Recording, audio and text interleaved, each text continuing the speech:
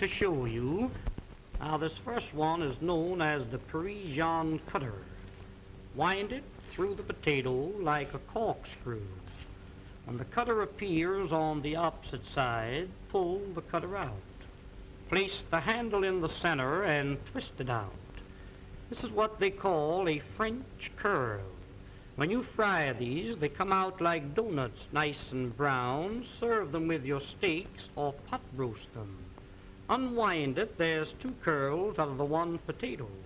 Tomorrow morning for breakfast, wind a little strip of bacon around the potato and serve them with bacon and eggs. They're delicious. Different colored vegetables, wind them together and you get the 2 colors. Here's a little trick cut. Split the curl halfway through the center. If you're making a shrimp salad and you happen to run short of shrimp, mix these in with the regular shrimp. Upon my word, you couldn't tell the difference until you start to eat 'em. Now, the rest of the potato, you stuff it. We'll call this a little chicken. We'll call this here some hamburger. You might have a little meat that's been laying in the ice box for a few days. Chop the meat up fine, season it highly, stuff it into the center of the potato and bake them with the skins on. When they're done, cut them in 2. Serve them on the half shell, just like that. Serve them in slices when company calls. The more company you have, the thinner you cut the slices. If your mother-in-law calls, give her a beak piece like that. Now, the second tool in the set is known as the garnishing knife. Everything you cut with this must come out fancy. Watch this, please. You cut down, you turn the potato, and then you cut through the edge. First one way, and then the other. Sweet potatoes cut like this. Drop them into a little batter of pancake flour and fry them. When they're golden brown, sprinkle molasses on them. Serve them with strips of bacon for breakfast. Why, they're delicious. Here's beets, you pickle them, and carrots, you steam or cream them. In making the original French fried potato, cut them in thick slices. Put them one on top of each other. Cross-cut the slices, and you'll never eat a French fry any other way. The potatoes cut like this will not absorb the fat because they're garnished around. Pineapples cut for your pineapple and cheese salad, cut them the same way. Here is one, and this is a dandy. Cuts any thickness or any size. Open it for a thick slice, close to the top for a thin slice. Saratoga chips, you can make them for 3 or 4 pennies a pound. Just pull the blade towards you like this. If you want the slices thicker than this, open the blade, there's a thick slice. Shoestrings for your Friday fish dinner, cut them down like this. Chop them up for your vegetable soup. What this knife is really intended for is for cutting the cabbage. You know the old-fashioned board, how you rip and tear, sometimes nipping the ends off your fingers. Lay it flat and pull it lightly towards you over the cabbage. The weight of the knife across the cabbage is all that's necessary. Why, ladies, when you get slaw cut as fine as this, you'll certainly appreciate eating it. The crowning feature of the set is the cutter that I'm going to show you now. This is known as the Champeen Vegetable Mincing Knife and Noodle Cutter. Now, when you want to make some real fine noodles at home, you roll the dough out like this. Dip this into a little flour so it doesn't stick to the dough, and as you roll it over the dough, that will cut the noodles in long strips, 10 at a time. Did you ever try to chop up a little nuts for cake? Why, I've seen ladies chop nuts and the nuts land up on the ceiling. Sometimes you chop the ends off your fingers. When you want to chop up a little nuts for cake, cooked meat, clams for chowder, soup greens to throw into your soup, making a little pepper or chicken hash is just a few strokes rolling it up and down. Why, here is without a doubt the meanest thing in the world to cut parsley. Put that in a grinder, you really grind it too fine. This machine, instead of crushing the parsley, cuts it quick, clean, and dry, leaving every bit of the juice and every bit of the flavor. Now, to clean this machine, you press the button. Rinse it out in a little water. When you're through using it, hang it up and let it dry. Here's one here that every lady should have in her home, known as the Parisian scoop. You lay it flat, once to the right, once to the left. When you scoop them out, you'll get a perfect round little ball. You can pot roast these, cut them out of cheese or cut them out of butter. When you're serving a fruit cocktail in the summertime, take your fresh cantaloupe, scoop them out like this, mix them with apples, pears, and watermelons, makes a delicious fruit cocktail served with a little cracked ice like you see here. But here's a tool, ladies, if you ever do get it, you'll thank the day you've seen this demonstration. When you press, it locks. It's like a pair of human hands. Reach in the oven and take the biscuits out of the oven. Ever take the hot potatoes out of the oven and burn yourself on the elbow? A roast chicken out of the oven, a piece of meat out of the pot, spinach, asparagus out of the water. Why, around canning season when you're preserving the fruits, to take the hot fruit jars out of the water like that, that machine is worth dollars to you. And here's another one that I really know you'll enjoy having in your kitchen, known as the safety grater. No doubt you're familiar with the old-fashioned grater. I've seen ladies take a grater and rip the knuckles off. When you want to grate up potatoes for delicious potato pancakes, this has a smooth, flat edge, impossible to cut yourself. Just like you were washing clothes, you rub it up and down, and you really grate your vegetables real fine, retaining all the flavors and all the juices. Breadcrumbs for when you're serving veal cutlets or anything like that. You want a little breadcrumbs to fry your fish in? Why, there's the greatest proposition in the world. Use that for coconut, cheese, or horseradish. When you're through with it, just hit it down like that. That knocks all the food out. Rinse it out in a little water and hang it up and let it dry. Now, here is a stone made of carborundum and sapphire quartz, which is made purposely to keep these knives sharp. When they get dull, a few strokes over the edge like this, and you can put a keen cutting edge on it. If you have a dull knife or a dull pair of scissors, an old sickle or a scythe, a lawnmower, cleaver, an axe, there's a tool that will really put an edge on the knife so the knife will really cut for you. I just want to give you an idea of how sharp that knife really is when you sharpen it with that stone. Ladies, I've seen some of you try to open up cans. Now, there's a can of Campbell's baked beans. I've seen ladies open up a can and you poke a hole in it, go around the top, hippity-hop, and your finger slips. Let me show you a real proposition. Look, lay it on the can, lift up the safety, and turn the key. That locks itself on the can. No harder than you were winding up your watch.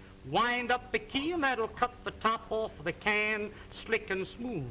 Notice how the end raises itself up in the air so you can lift the lid off, giving you a clean, smooth edge. Now that can be used for sardine cans, square cans or round cans, exactly the same way.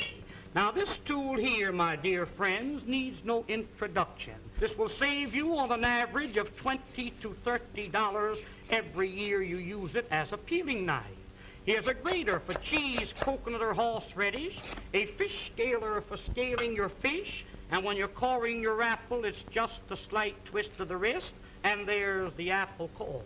There's one more tool that I want you to see, and I want you to watch this one very closely. Many a times when you're baking a pie, you have a pudding in the oven. I've seen ladies wrap a towel around your hand, and many a times you burn your fingers. Hook this onto the pot like this and lift the hot pots off the top of the stove.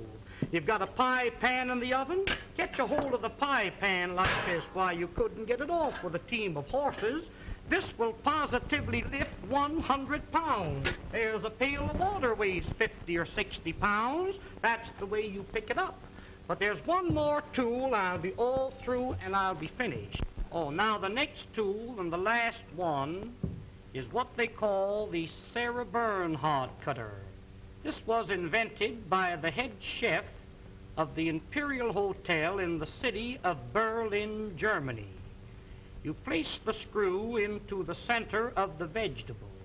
Twist the vegetable until the threads catch a hold, then you wind this up. You keep winding until you utilize the whole potato. The faster you turn, the quicker the slices. Why, ladies, here's a machine for slicing onions. The first onion that you slice with this cutter, you'll bless the day you've got a hold of it. Every slice cut exactly the same thickness, every slice cut the same size. In making what they call a rosette, pull the vegetable out like this. Pin the ends together with a toothpick. Drop that potato into the hot fat and fry it. That will come out like a donut, golden brown. If you're serving a nice fish dinner, a little parsley goes in the center with the fish all around it, makes a very appetizing dish. Did you ever try to slice onions with a knife? You know how you get one thick slice and one thin slice? Run the knife through the center. That will separate each slice individual. Almost like magic, there is every slice cut exactly the same thickness and the same size. Wouldn't you like to have a set like this in your kitchen? Why, of course you would. Now don't forget, attend this theater every week and receive this 12-piece fascinating...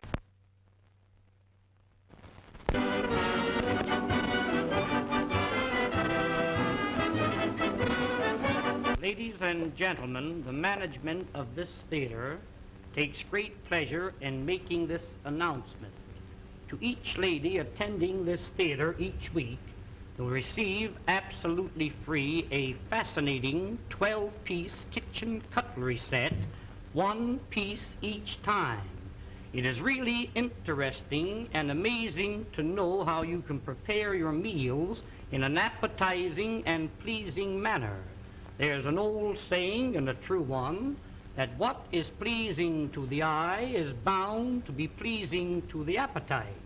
I'm going to demonstrate this set to you, and I want you to watch it very closely. The first cutter that I'm going to show you, now this first one is known as the Parisian cutter. Wind it through the potato like a corkscrew. When the cutter appears on the opposite side, pull the cutter out.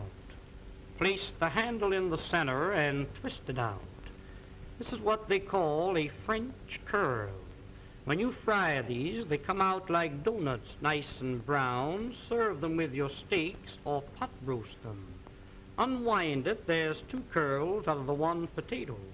Tomorrow morning for breakfast, wind a little strip of bacon around the potato and serve them with bacon and eggs. They're delicious. Different colored vegetables, wind them together and you get the 2 colors. Here's a little trick cut. Split the curl halfway through the center. If you're making a shrimp salad and you happen to run short of shrimp, mix these in with the regular shrimp. Upon my word, you couldn't tell the difference until you start to eat 'em. Now the rest of the potato, you stuff it. We'll call this a little chicken. We'll call this here some hamburger. You might have a little meat that's been laying in the ice box for a few days. Chop the meat up fine, season it highly, stuff it into the center of the potato and bake them with the skins on. When they're done, cut them in 2. Serve them on the half shell just like that. Serve them in slices when company calls. Hello everyone, how we doing this evening? Hope we're all having a good day. Had a pretty good day myself too. Haven't gotten a whole lot done though. So put this guy away. He cleaned up nice and clean.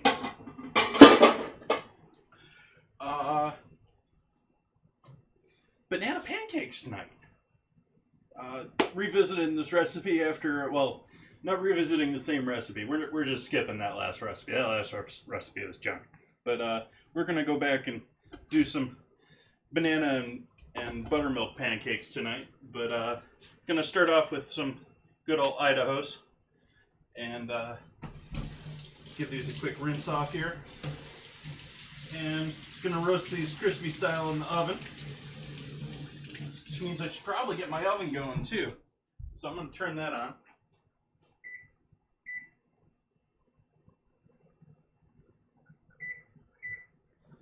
Get that going 400-ish.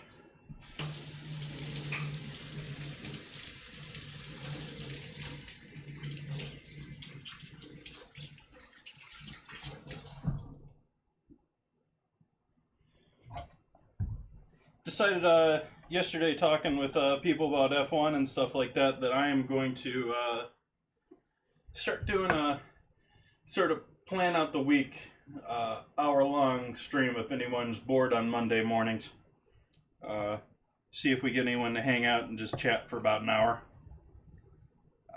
Plan to do my, not that week, but the next week's plans during that, and can shoot the shit about local news, local events.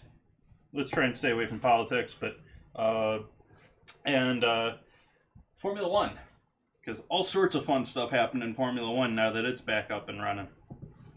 And I've been watching all of that.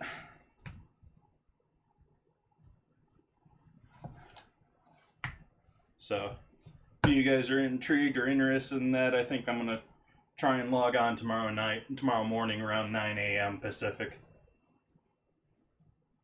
Give that a shot, see who's around.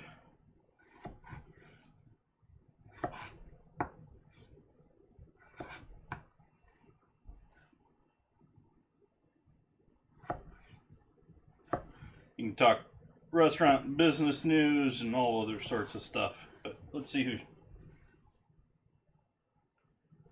shows up. So I'm just gonna do a basic dice on these potatoes. Some nice small squares. And gonna roast those up in cast iron. Although I'm realizing I double booked my large cast iron here because I need that for pancakes now. So I'm not going to roast these in my cast iron. I'm gonna put these on a sheet pan.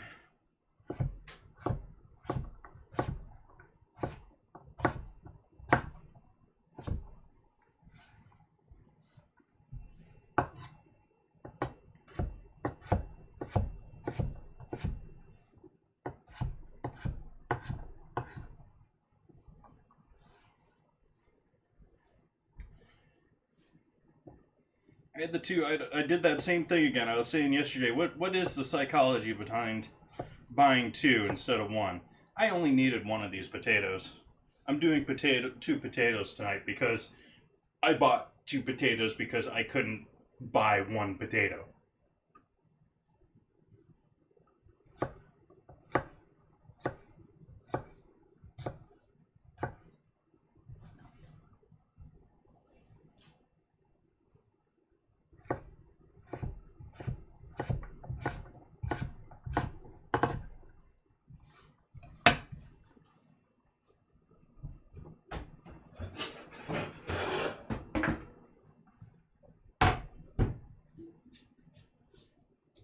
Actually streaming out there today?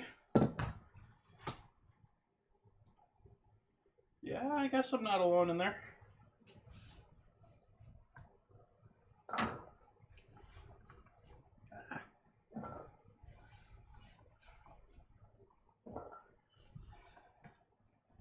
Alright, so got all of our diced potato.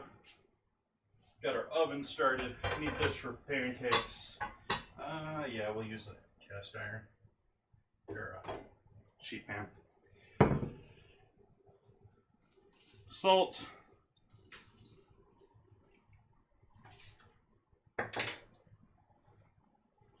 Pepper.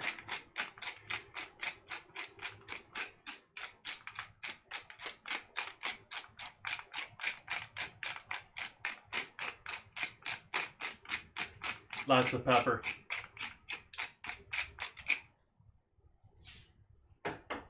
Let's throw a little rosemary in there. I got it kicking around. Our chive's still looking okay here. Probably not.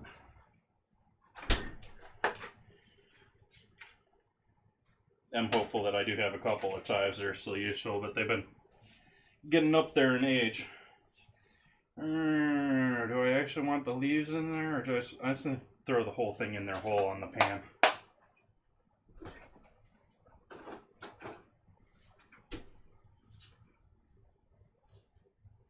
And not using lard, using sunflower oil. Been using a lot of lard lately because I've got like a gallon it from that pig I butchered earlier.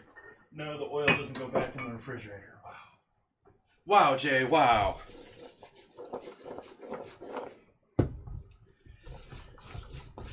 Make sure all these get all nice and individually coated in oil.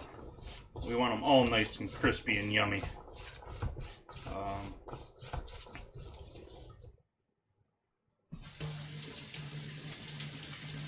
It also gives me a chance to wash my hands since I haven't done that since I started the stream, I don't think.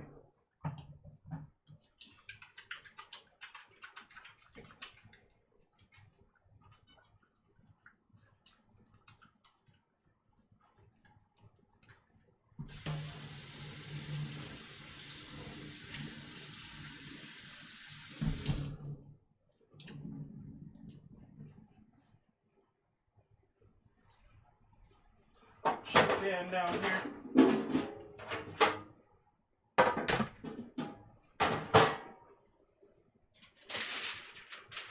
Piece of parchment.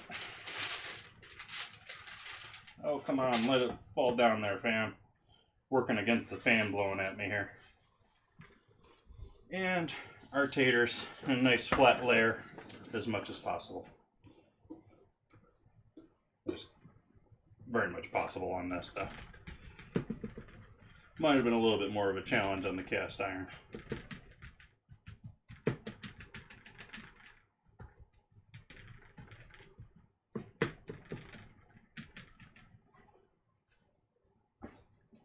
Alright, so we got oiled potatoes ready to go in the oven. Quick and easy. Throw it in the oven, forget about it for 40 minutes, you got gorgeous potatoes. Maybe you want to stir them once or twice.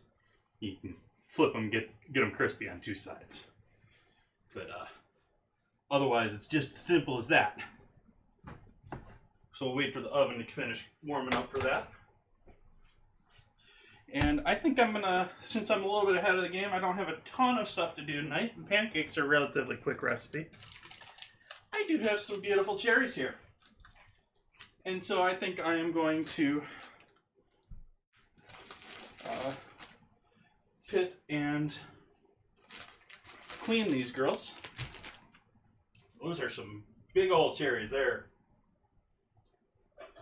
We'll do something with those later on this week. But I didn't want to leave them as they are here for too long because they don't get fresher. These guys even gonna fit. Oh wow, they do fit in there. Just barely though.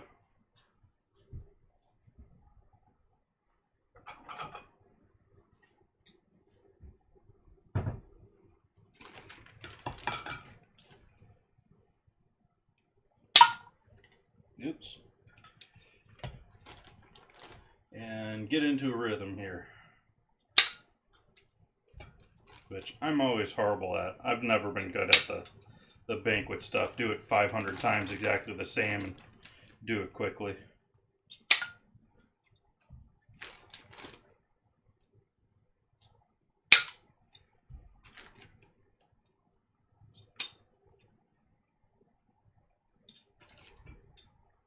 That one's too big to go through the pitter hole.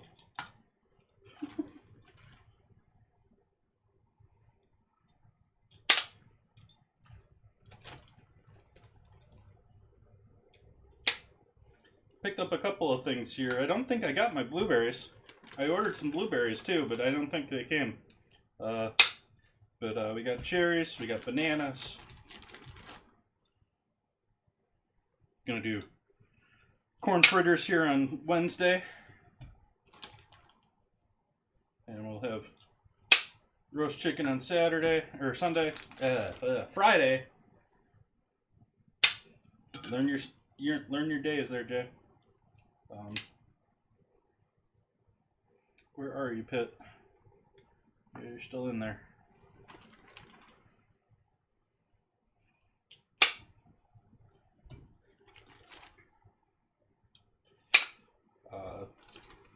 Trying to think what else I put on that list already. I know I've got roast chicken coming up. I've got corn fritters. Is that it for right now? Maybe deciding the rest of this tomorrow morning. That does sort of end me out for proteins other than pork around the house. So I've pretty much wiped out my refrigerator and freezer these days of all the other stuff after being locked at home.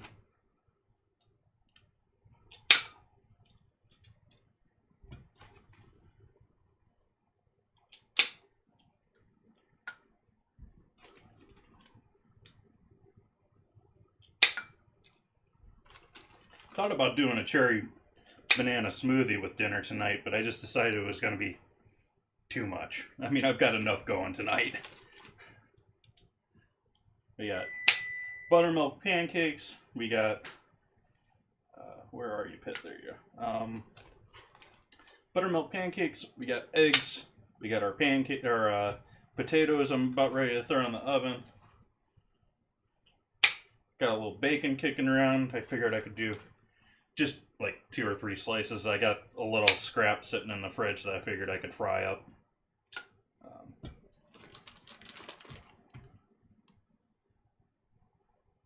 Cherries I actually don't have a good plan for right now. I'm just sort of pitting them and cleaning them up because I had them in the kitchen. But they will be obviously used here in short action, but probably not tonight. Like I said, I was sort of thinking I've got them, might as well try a smoothie, but I've just got too much other sugar already planned for this evening.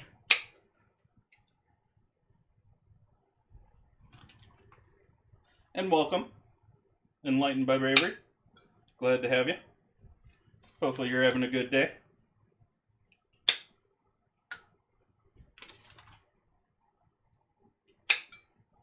I didn't even check, is my slideshow working properly? That's good too, because I just updated that. Got some more up-to-date photos in there now. I only update my slideshow once every couple of weeks because of I take all the photos and resize them and yada yada yada.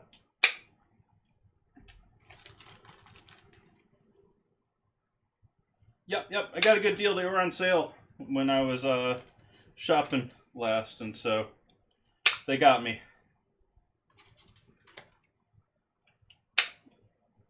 Second purchase of strawberries or of cherries this year. These ones, where are these ones from? These are from Washington. The local ones are already gone here in Northern California. Washington, they've obviously already moved north.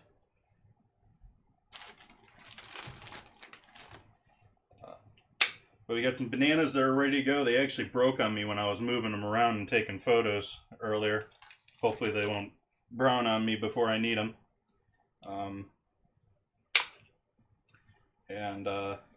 Gonna do some pancakes, gonna do a little bacon and eggs, and we got some potatoes that I chopped up behind me, and a hot oven. I'm just finishing up these cherries before I throw them in there.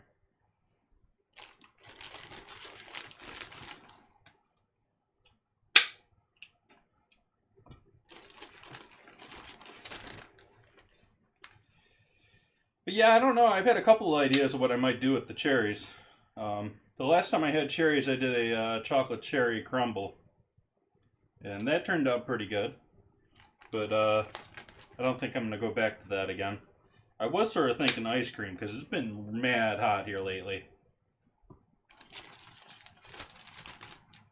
Ice cream might win out here. That may be a part of chicken dinner here. This cherry and vanilla ice cream.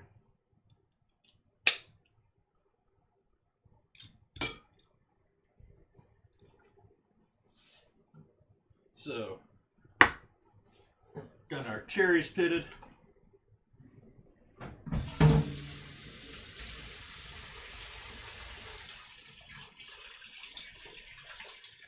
That's all a quick rinse out. Give our board a quick scrub here, because that red will die. It's probably already done its job. It's probably going to be red for a week now. especially right there.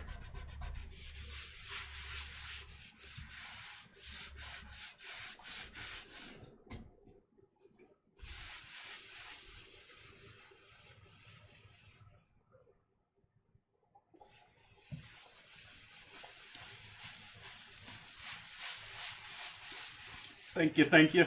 Always good to keep hydrated. I do drink quite a bit of alcohol in this stream, so always good to have water, especially when you're drinking. But I don't know, I may pull out a little bit of bourbon later, but no real plans for drinking tonight with breakfast.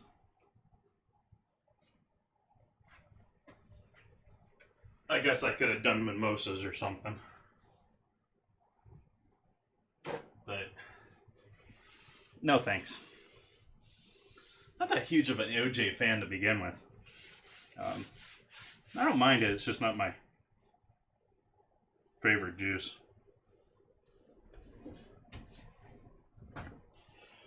Okay, cherries, let's put you in a container that's gonna last. Hi there.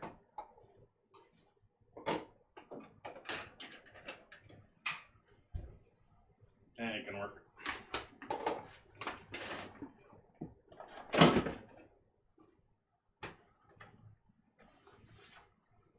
I don't think that'll work either. I don't know if I got a container to score this. I guess I just got a plastic wrap them.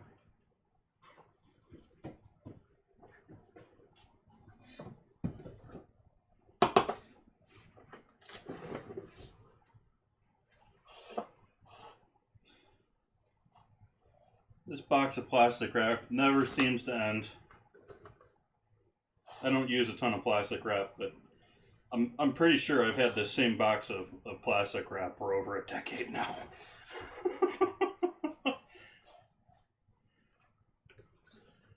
Pretty sure I bought this container of plastic wrap when I lived in LA. And I've been in Sonoma for over a decade now. So these are going to go in the fridge, and I'll do something with them here later on in the week. But this way they're refrigerated and not wilting with the stems and all that. I actually don't know if the stems are good or bad on cherries. I mean, I know they're typically always with the stems because they don't want to pay to remove them, but I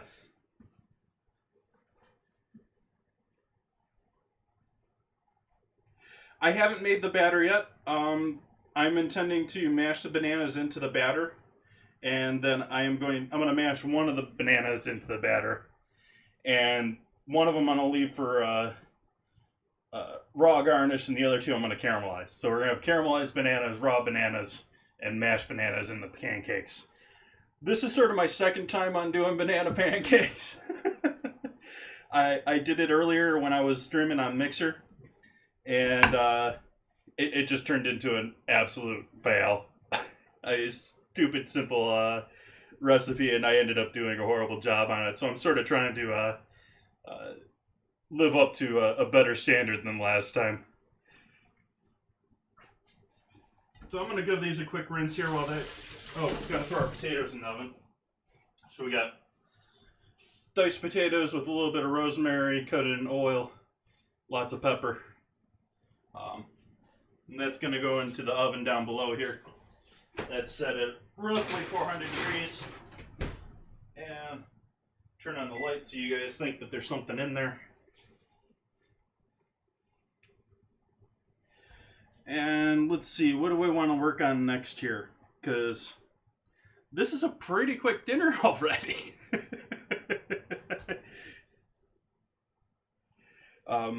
I could pretty much wrap this dinner up here in about 15 minutes if I wanted to push it here. So I think tonight's going to be a rather quick stream. I normally do about a 2-hour stream here, but I don't have much else mixed in with. Let's see.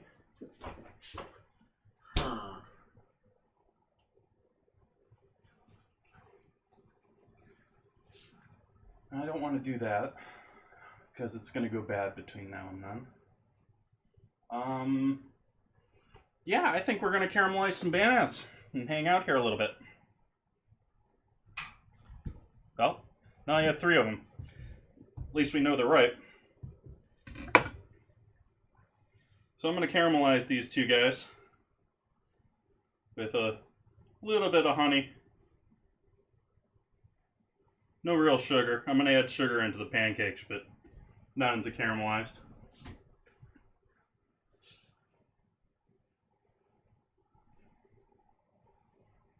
Sure, interesting. These guys, not these ones. I got rid of the two that had it, actually. Had somewhat of, I don't know if it was the blight that they worry about with bananas, or if it was some other type of fungus, but there is something growing on the stems. The rest of them seemed fine, but the stems on them were, like, up in this area. It looked like there was a fungus growing on the stems itself. Yeah, actually, there's a little bit. I don't know if you can get it to focus here.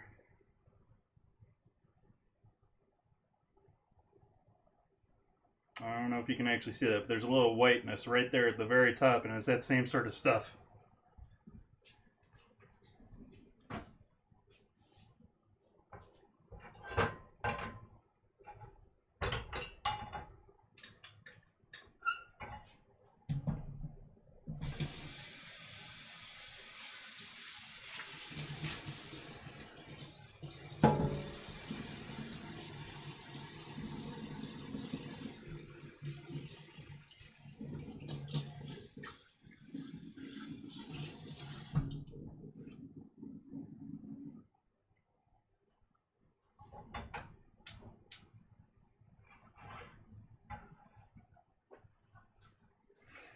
Alright, so get rid of the dark end there.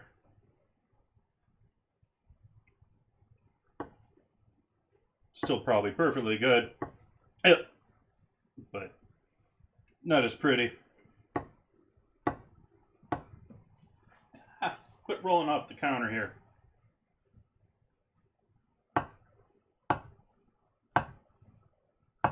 Trying to make them.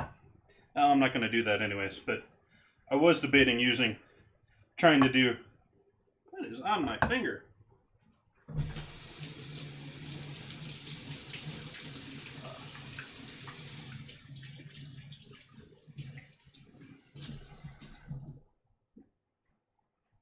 Oh, nice. I know Sunflower Cafe. That's downtown Sonoma County, downtown city of Sonoma. That's right on the square.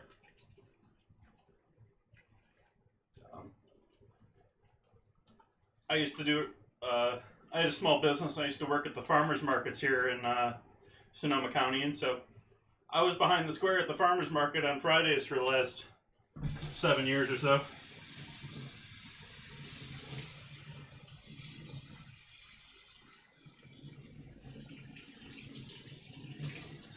They've been doing a pretty good job here with, not a lot of businesses have been doing that hot in Sonoma. They seem to be doing okay.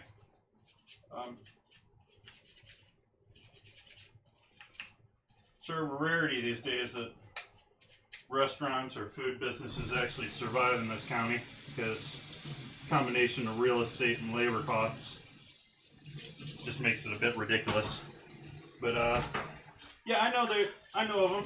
I don't know how they're doing with the last 6 months, but otherwise they've been doing good. In fact, I'm not 100% sure, but I think I know someone that's actually working out of their kitchen too, but they probably wouldn't want that advertised either.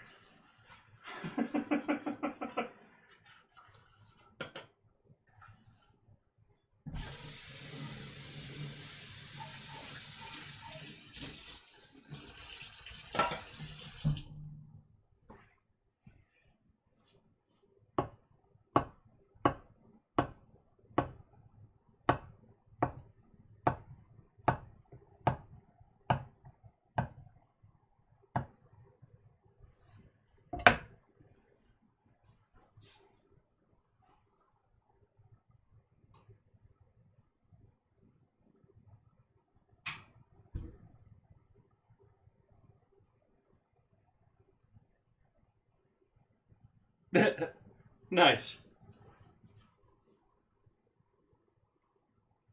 that pan's nice and smoking hot here. I'm going to turn that heat down and allow that to cool back down. Grab our...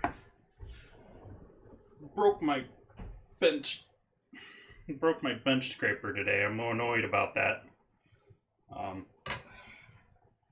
Took one drop too many, apparently. I was worried about other things on the counter and not it, and so it went falling, and one fall too many. So that went quick on the replacement list. There are all sorts of biking trails around here. I mean, I lived in LA before up here, and there was bike trails all over LA. Up here, they are all over the place. Like, there's 2 or 3 of them within a block of my house.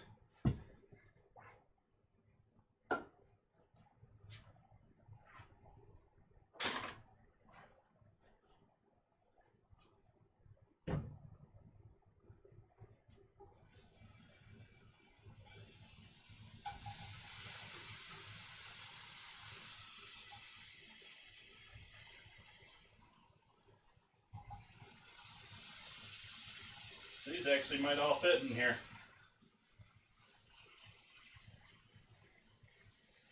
There we go. Nice. Drizzle a little honey over the top. This stuff is not the greatest quality honey, it's why I'm cooking with it. But it is local, at least according to the label. I don't know if I really believe it.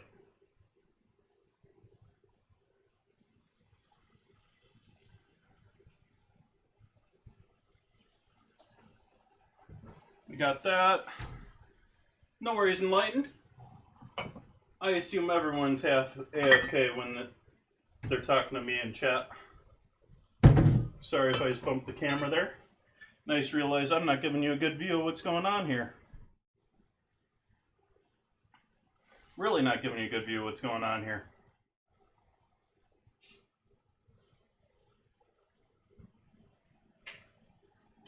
Never pour directly from a liquor glass into or a liquor bottle directly into the pan, but a little bourbon in there. It'll burn off quick and give us some extra flavor in with our bananas.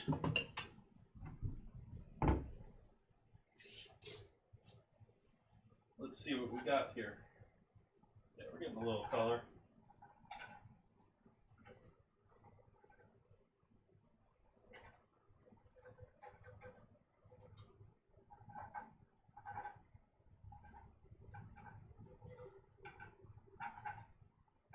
Big concern here mostly is they're going to stick to even my non-stick cast iron here. So I'm moving around, making sure there's that little bit of moisture and honey and goodness underneath there.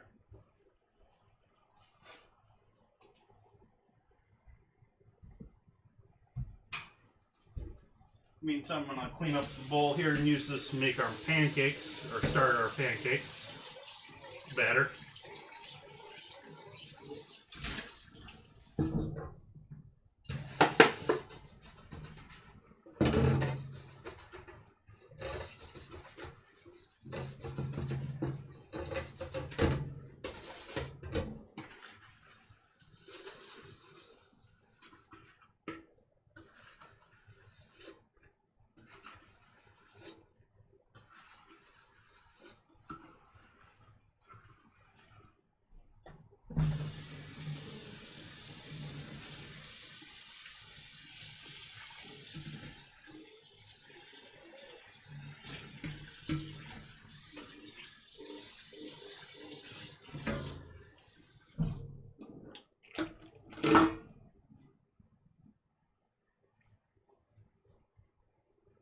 Hopefully it was something you needed.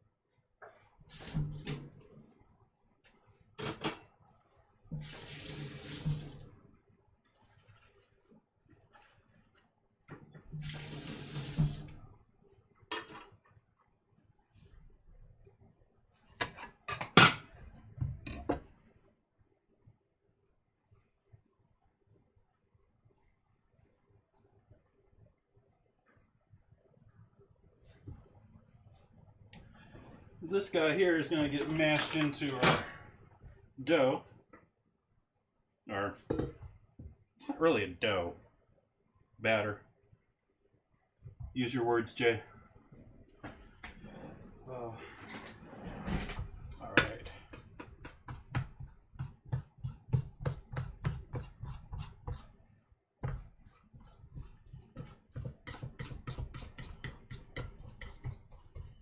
Don't have a proper mixer along that line, so just going to use a fork here and make sure everything's nice and mashed up well. Going to mix wet ingredients separate from dry ingredients, and recipe I'm following says this should be 12 pancakes, but I'm not thinking that this is going to be 12 pancakes. Alright, let's pull up our recipe here to figure out what I'm doing.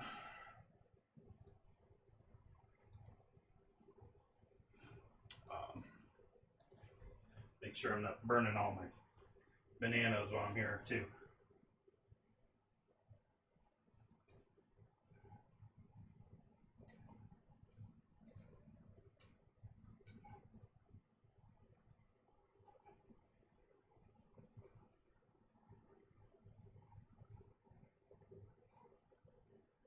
Got the mini tongs out here for the bananas.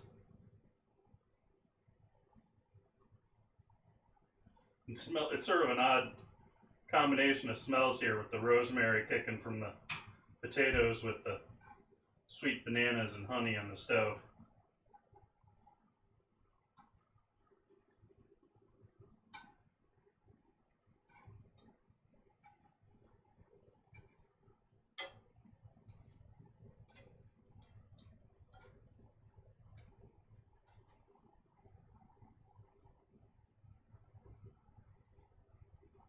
Turn the heat up just slightly on the pan here now that it's cooled down from the initial cooking.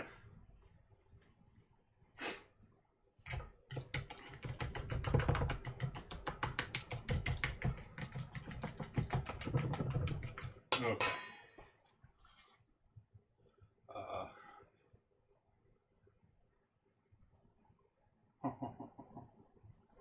Nope. Huh. You're right back. Checking the other PC.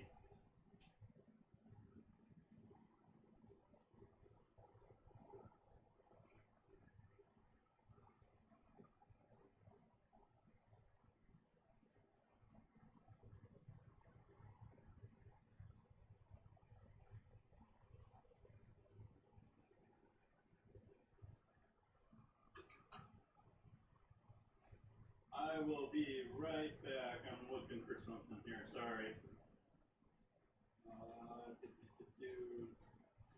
Where's that recipe I wanted to use? There it is.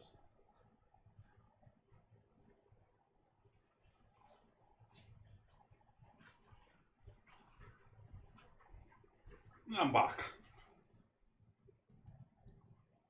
Well, sort of.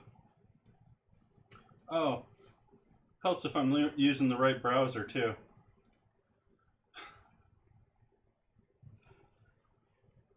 Normally use Firefox, and I've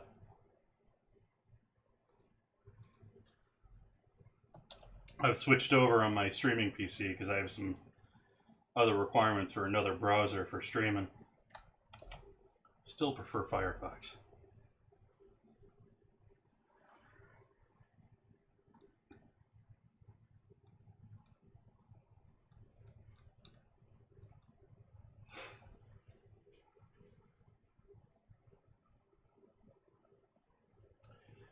Okay, cinnamon, nutmeg, the usual candidates in that sense.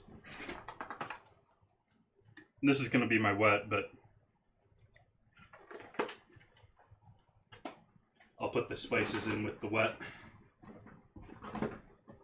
And nutmeg, where's my nutmeg at? There we go.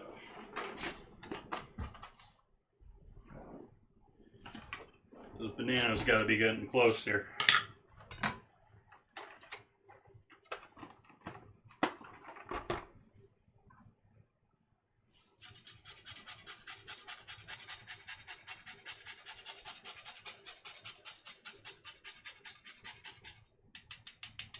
Love the smell of nutmeg too. It's not just the smell. It reminds me of, I don't know, just not sure what that is though.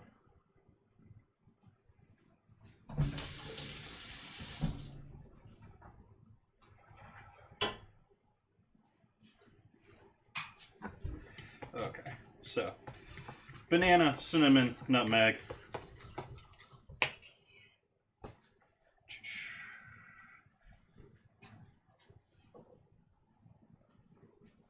Salt.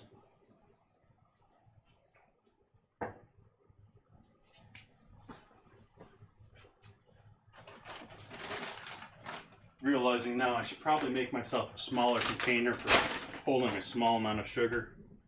But, sort of like I already do for my coffee.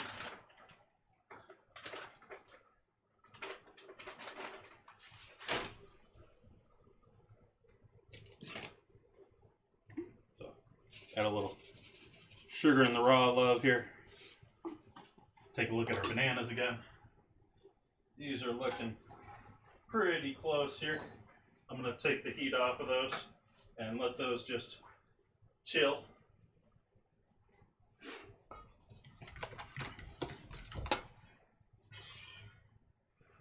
Sea salt.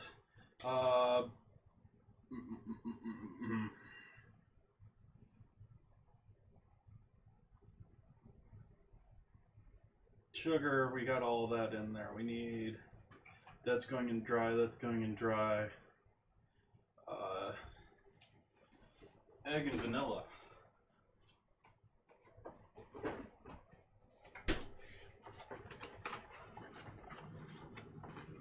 One large egg.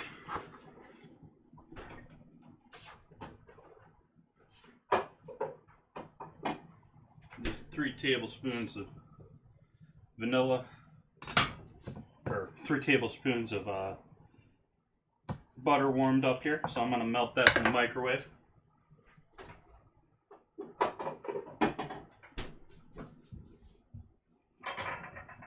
Right quick.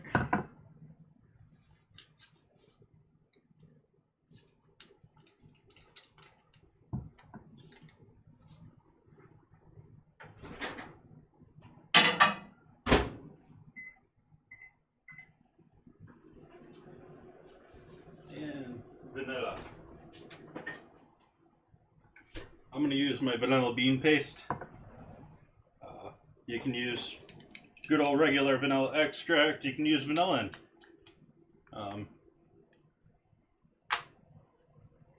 I was always taught to avoid vanillin, but I don't mind it so much anymore. So I don't buy it myself, but I don't mind that other people use it.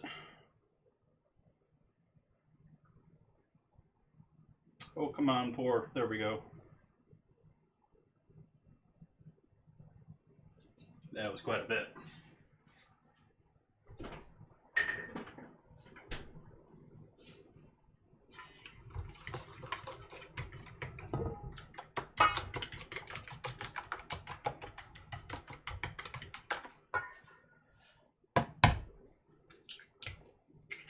I got a piece of shell, 2 pieces of shell in there actually.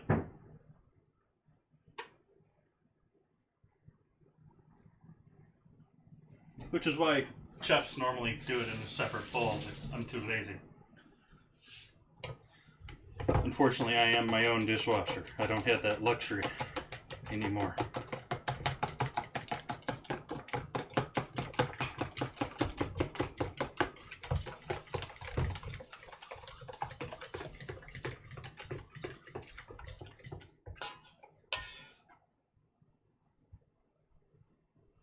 Let's see, we got all that, we got that, we got that, got that, got that, got that. Only thing we got left to throw in here is a cup of buttermilk. Cup of buttermilk. Now let's finish up our dry ingredients.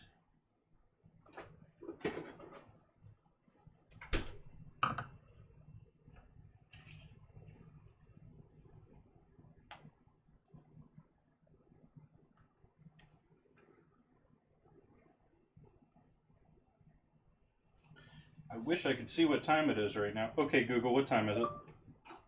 It's 5:11 p.m. Okay. Sorry if anyone's got Google. Good old Buttermilk. Welcome back. So I'm now working on that pancake batter. We get all of our wet ingredients in there now, and most of our spices and salts and stuff like that. Basically everything but our flour and our leavening agents is in here now. We got egg, we got banana, we got a little bit of sugar, a little bit of salt, nutmeg, cinnamon, vanilla, and about to add, we've added the buttermilk right there, and I'm about to add some melted butter, but I haven't checked to see if the microwave did its job or not.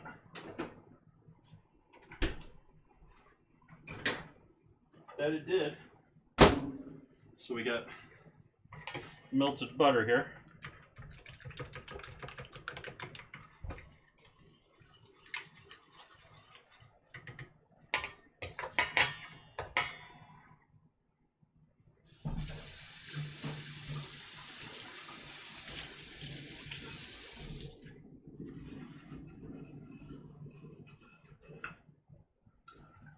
Doing pretty good on dishes tonight, but then again, I'm not doing a ton tonight.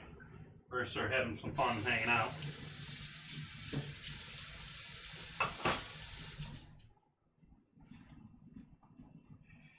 Okay, so we need a cup of flour and a cup and some we have baking powder and baking soda, or just baking soda? What do we got in this recipe? We have baking powder, so a teaspoon of baking powder.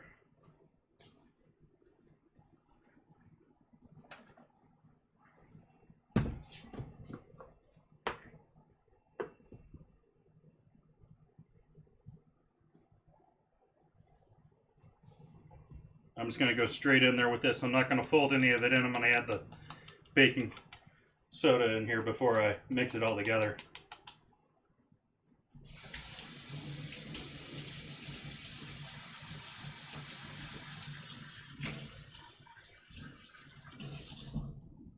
Yeah, that was a little bit of a... But you've got a lot of things going on there with stories of whether the Chinese are listening in using TikTok or not. I sort of think they're listening to everything,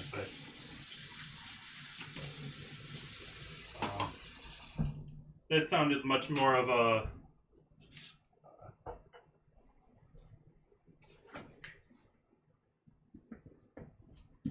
espionage thing, or corporate espionage thing. Corporate espionage being much more popular these days.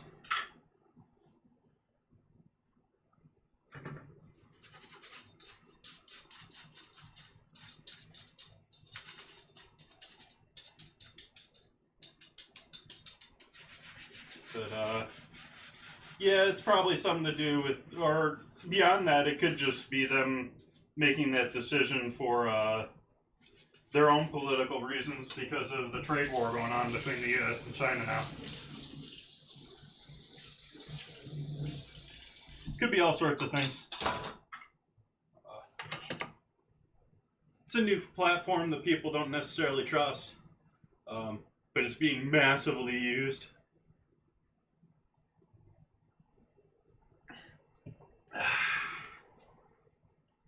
Okay, baking powder. Baking powder. I almost mixed that up. I'm supposed to put the baking powder in there first.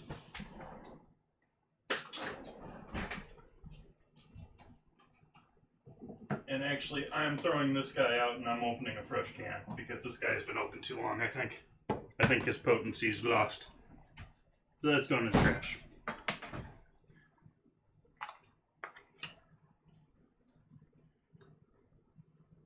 I've actually been sitting here wondering the last on and off, since we're talking business news, something that's on the top of my mind is I've been wondering how much ETFs are really beneficial to our economy. On the surface, and for an individual investment, they're brilliant. They're beautiful. You know, you buy one stock or ETF, and boom, you own top 100 companies in the Nasdaq. But at the same time, it also secures all of those businesses in the ETF that funding, and it gives them that stable platform that I think a lot of businesses didn't financially have before. And I think our corporate world would be, yes, a lot more volatile, but yes, a lot more better off, a lot stronger, and a lot more competitive if we didn't have all these ETFs.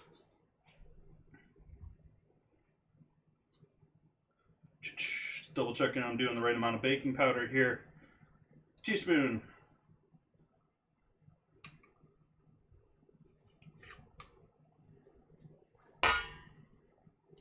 And it goes towards other things too, like one of the ETFs I like to watch. I'm forgetting the code for it, but the semiconductor ETF, or the biggest ETF for semiconductors. And the thing that I keep wondering here is you have this same ETF and people are buying in and out of this ETF on their belief of the strength and non-strength of the semiconductor market. But when you look at the companies that are in there and you think about the major producers, you have ARM, who's basically making designs and outsourcing it. You have AMD, who again is essentially outsourcing their production, but is developing everything themselves. You have Intel that's designing and building everything themselves. You have NVIDIA that's designing and building everything themselves. And then you've got Qualcomm in there that's, I mean, it's a company, but I almost want to classify Qualcomm as a patent troll. Because they design things and then they lease the patents. And so those companies are not companies that should be treated and traded the same. They're not the same. I mean, they've been making the same thing, but they're completely different concepts.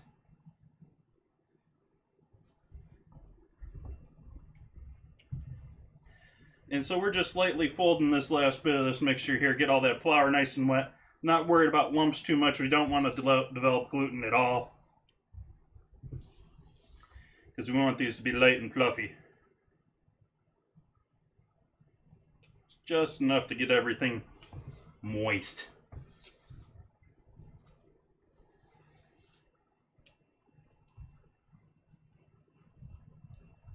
Okay, done.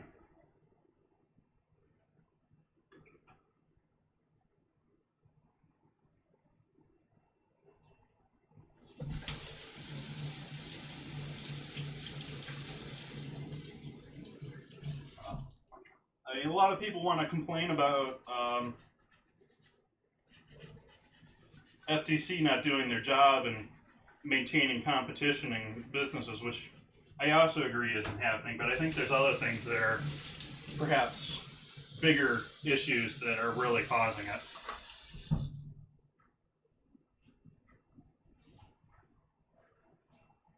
So we got our bananas finished here, which you guys are staring at with everything else small. This I'm going to throw in the fridge here for a good 10 minutes here, so I'm going to give the potatoes a look. They should be done around now. I have no room in my fridge. My fridge is so packed right now. Well, they're not done, but I'm going to give them a turnaround here. I think they're probably got a little color in the bottom now.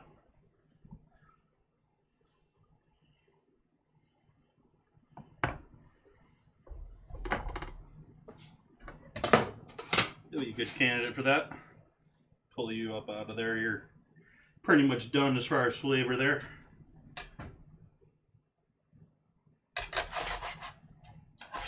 Nope, no real color going yet, so gonna give those a bit more time in the oven. They're just on the edge of getting a little color. They got that dried out sticking to each other factor going on, but and a couple pieces there with a little bit of color, but not much. A couple pieces of color there, but not much. Back in the oven.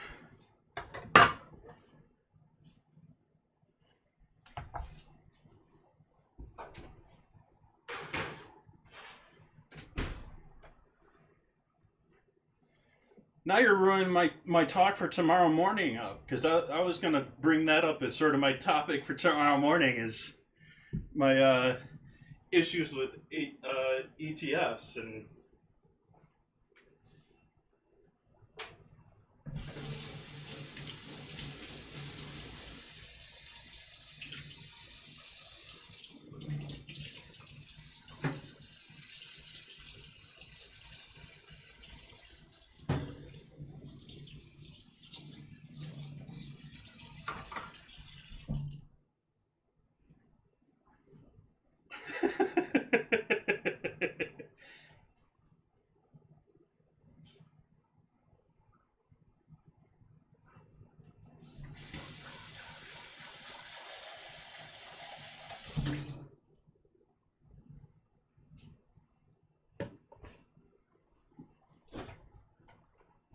ooh, good thing I opened the fridge there. My batter had shifted.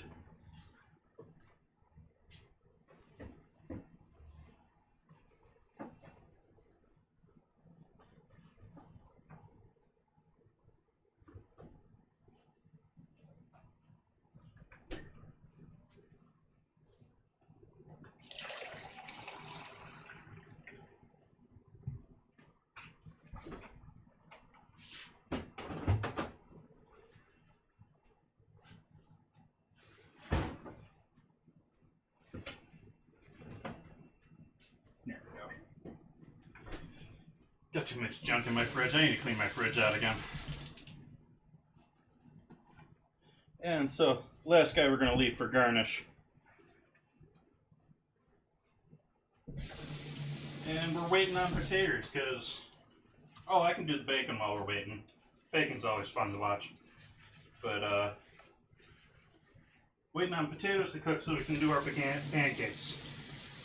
Pancakes need a good 5-10 minutes of rest anyways. Bacon. Where's my bacon?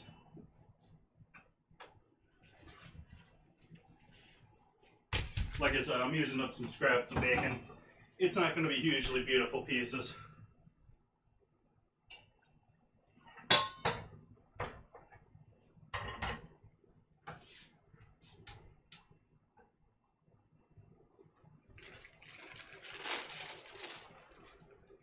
Get rid of the pancake recipe. We got that mixed.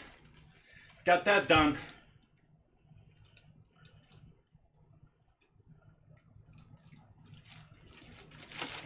Okay. And so yeah, this is more of the home cured bacon that I made here.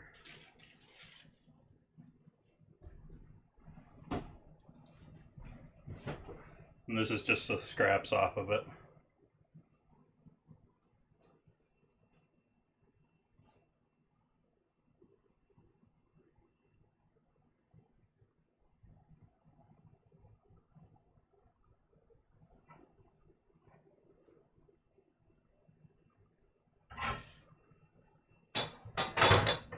Pan's too small. I'm one-handed. Let me do this. Arg. Why do shelves have to be difficult when you're working with one hand? Of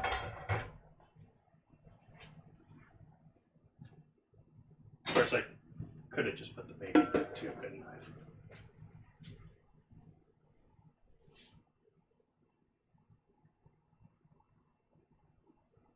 using the top of my bread cast iron for cooking bacon here, so maybe I'll give our future no-knead bread some good flavor. I don't know.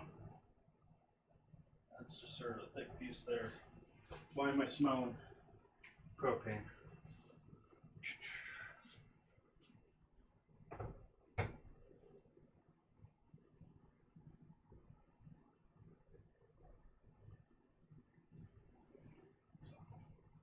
Just gonna cook all of this down until it's nice and doubly. All the scraps left over. So go back to the stove. Actually, turn on that second mic, you get a little sizzle action as that warms up.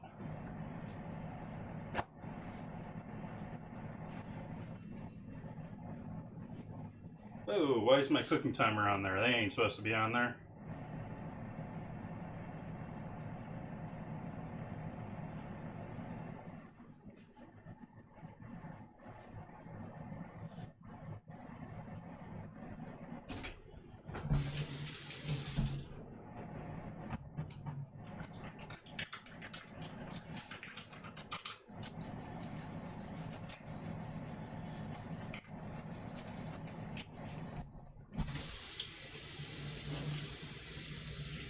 Really have no idea where to look in this market nowadays as far as business.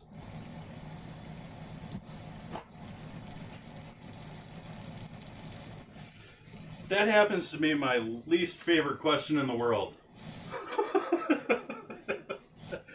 I love cooking and I love changing up things. I'm much more interested in techniques and methods than I am in picture perfect plates, even though I take photos, or repeating the same thing over and over again. I'm not much for fairy tales and story. I've always been someone that likes reading processes and designs and how the real world works. Okay. What you got for me? Shoot.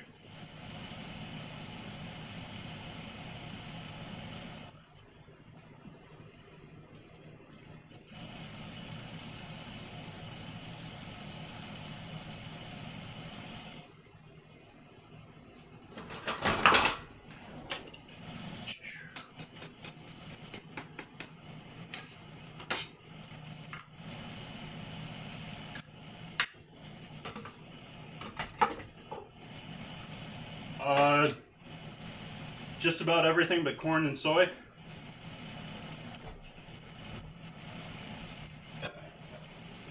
We honestly don't know hardly anything about veggies, in my opinion. I mean, yeah, we know a lot. We have people that have studied their entire lives on them. But at the same time, in the grand scheme of things, I think we know next to nothing.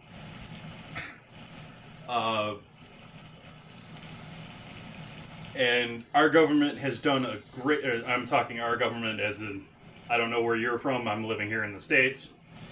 Our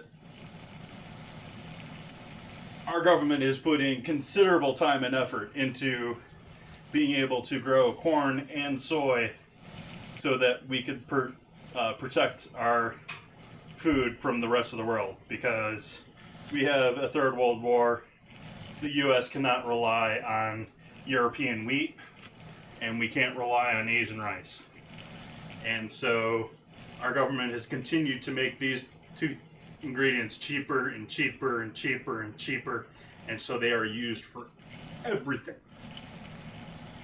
And if we had studied or continued to study or in the future study the many other foods and stuff out there, even half, even a quarter as much as we have on corn and soy, it would be ridiculous the things we could do in this world.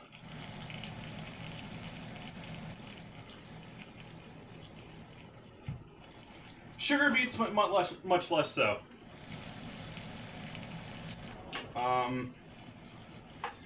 Sugar beets are sort of in between the two, but yeah, they're up there.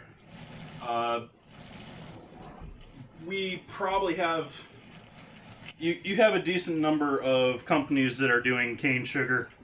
I mean, it's the whole reason why Hershey's famous in the first place. Is they kept their cane sugar through all this, through the last big wars.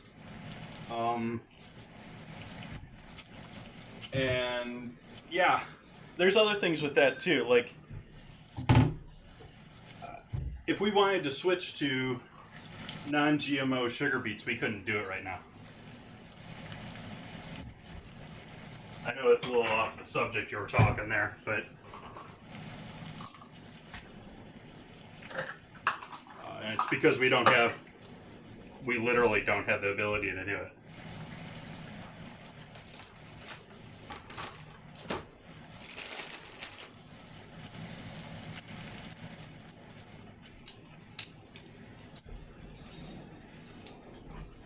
Where does this go? This goes in here. Oh, no worries.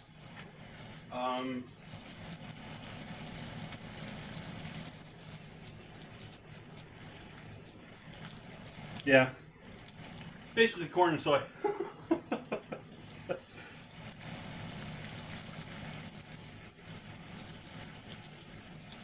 Let's see how long it's been now. We've given those another 15 minutes or so. Let's take a look at those potatoes. Now we're starting to get some color. Still not there yet, I don't think, but doing a little bit better looking here.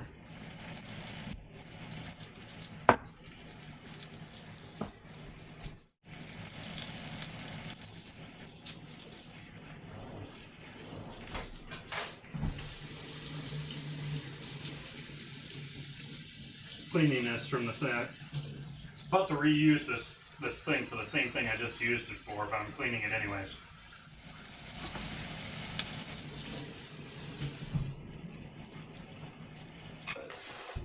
Ooh, that's still warm.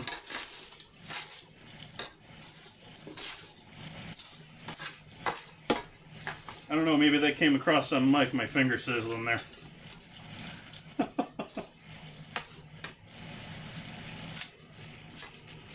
It's fine, I didn't, it was wet. Still gonna throw these back in the oven for a little bit more love. Normally I'd be doing the bacon in the oven too. Not normally a big bacon in the skillet pan guy.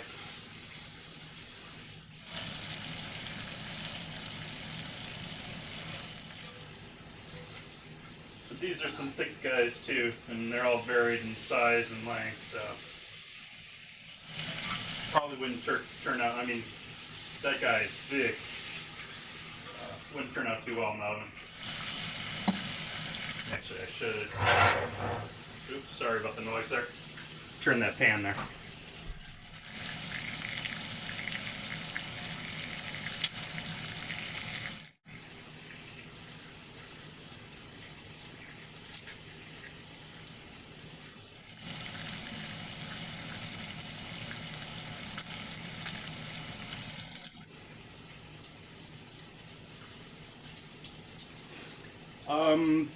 It's less so now, but the standard for probably the last 2 decades has been the New York Times Food and Wine. They have been the standard of the culinary world as far as what's going on. I had several of my instructors at the CIA be like, yep, you need to read that every week.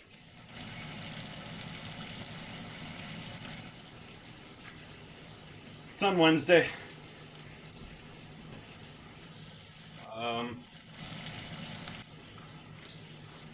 Beyond that, I have the people that I watch, and I've been watching. I'm probably getting old nowadays as far as the scene is, because I'm still watching the people that I was watching when I was learning the industry myself, and there's probably a whole new crew of people that I haven't even learned. But I do keep on touch of things as much as possible. I was watching YouTube channels about 15 minutes before I started the stream today.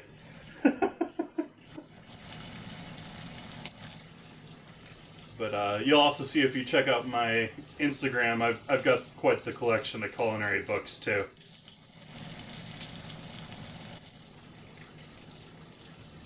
And so I've got all sorts of things to reference stuff with, whether it's online or not.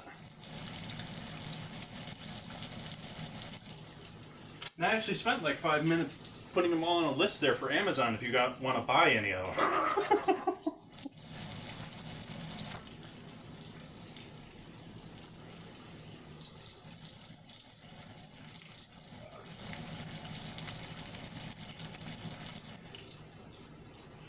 I think there's a lot of things that got to change in our food industry that are just completely out of whack. And putting me in the old category again, I have no idea where we're going with this whole restaurants being closed. Oh no! Quit apologizing for doing what you're supposed to be doing. Chat's supposed to be asking me stuff.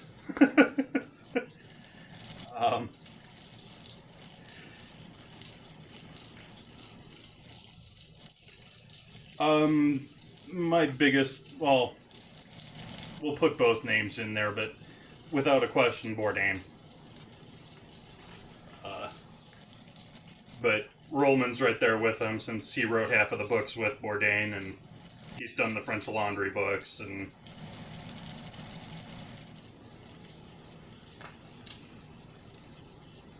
I have quotes from Bourdain all over the place. The Making of a Chef came out right before I was going into the CIA, so I was like reading the book about the school I'm going to right before I go to the school.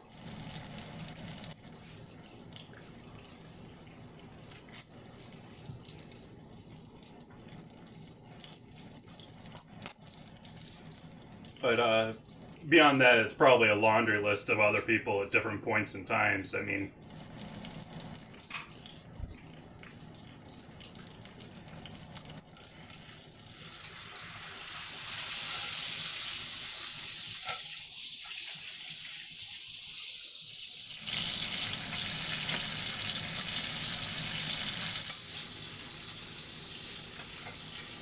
that felt good. Oil splattered on my foot. I'm not wearing shoes right now. Or socks for that matter.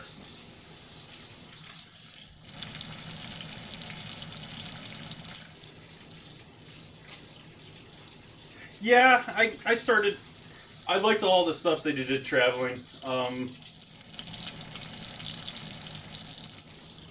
And yeah, it's sad that he's gone. But all of his stuff, I liked pretty much all of his stuff. Whether it was, and I was just saying earlier that I wasn't a big fiction person. I liked his fiction stuff. I liked his books. Oh, absolutely.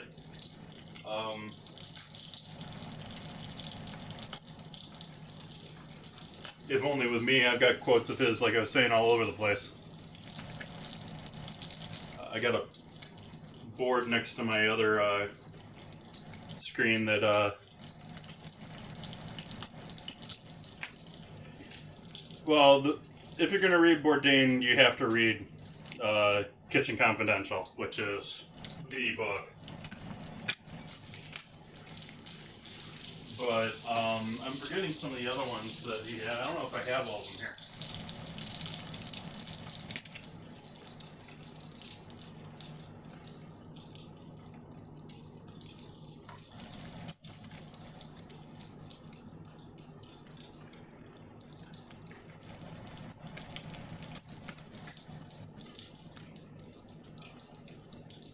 No, I don't have all of them here, but pretty much any book that he wrote, I'm cool with. I have a cook's tour. I have medium rare. Is it medium rare? Medium raw? Medium raw. And Kitchen Confidential on my shelf over there. But trying to remember, one of them had a really, like, he had some really dark stuff too. Like, his comic book stuff was really, like, it ain't for kids.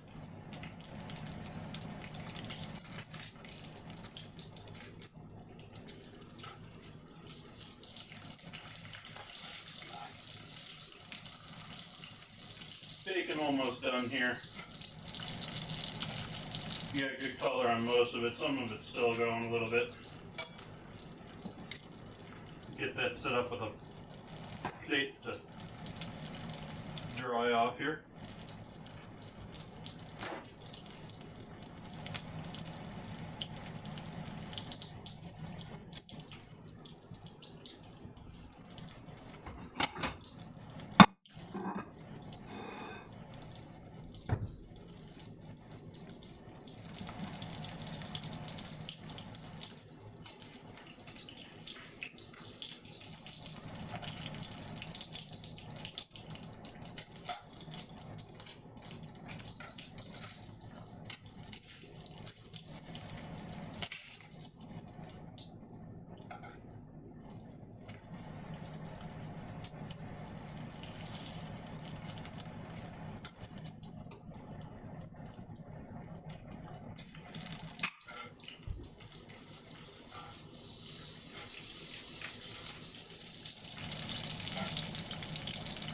Some of these pieces over here on this side barely even cooked compared to everything else.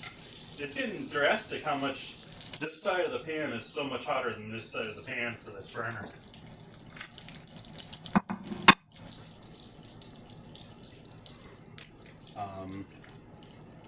Let's see who else. We were talking food and food politics before. If you haven't read Omnivore's Dilemma before, that's got all sorts of people that hate it for political reasons, and it's getting up there in age as far as differences between current food system but there are such better ways for farming that we know now, and there's such better ways. It's just we're all locked in financially into what we're doing, and people don't want to change, and families don't want to sell generational farms.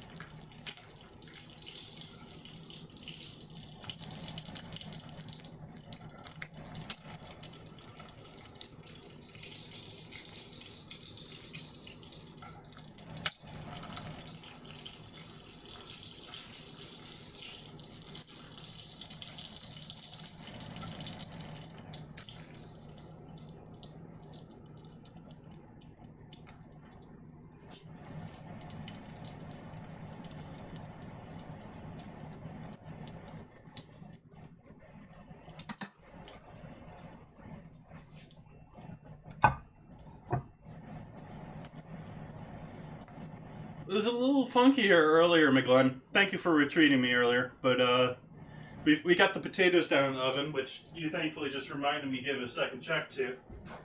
But they had some rosemary in here that I was going with those. And the rosemary with the potatoes, which I've thrown out, with the bananas caramelizing the stove, was quite a funky mix. That was quite interesting. But I'm going to pull those potatoes now and let them chill out. They're definitely cooked now.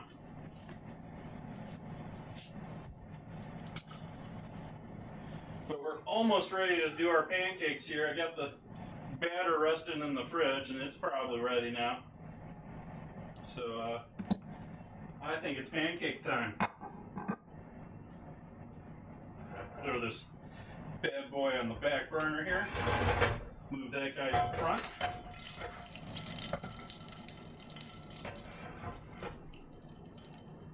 Turn the heat down a little bit on that. And as always, we never know what our first pancake's going to be like. We got our banana pancake batter there. Our banana buttermilk pancake batter.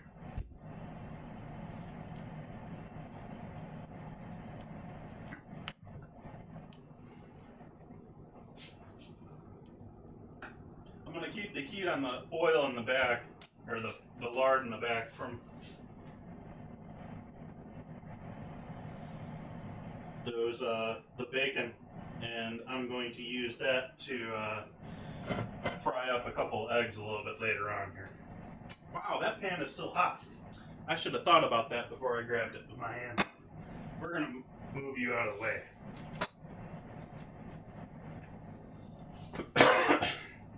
Excuse my cough. Maybe we'll just go large on the stove. Yeah, this is good large on the stove. Well, there we go. So we got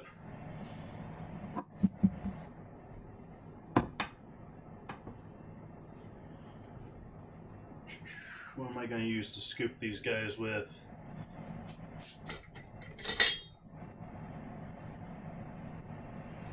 And we need some butter in that pan.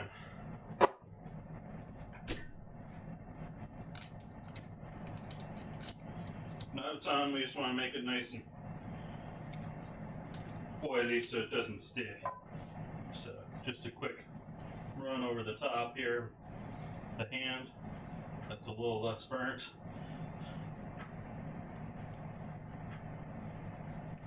Pull that off to the side on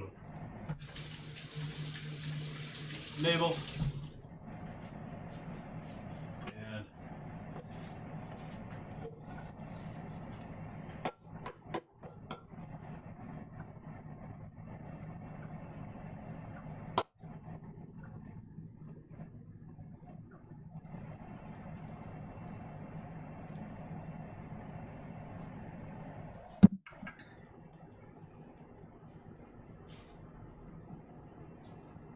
a little cold there on the pan. Butter sounded right on, but that pancake ain't.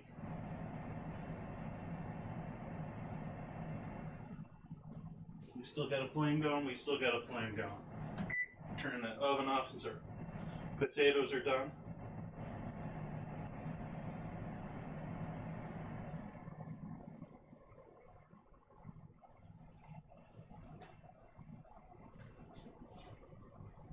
We're turning up the heat on this pan because that needs to be bubbling. There we go.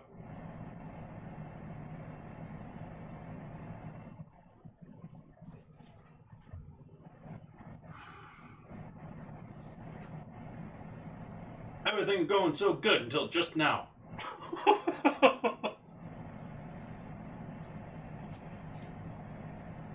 We are getting a little bit of rise there though.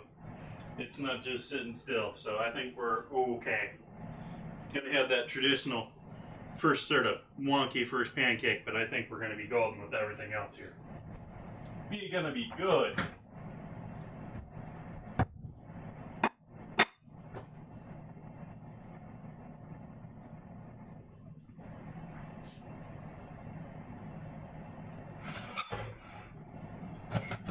Again, one half of the pan cooking, the other half ain't.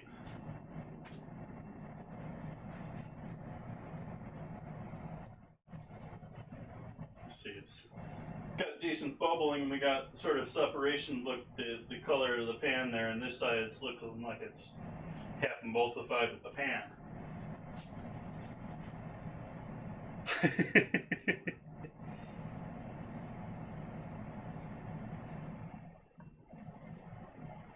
That's true, but I'm trying to redeem myself after those ones last time. Those last ones were so bad. So bad!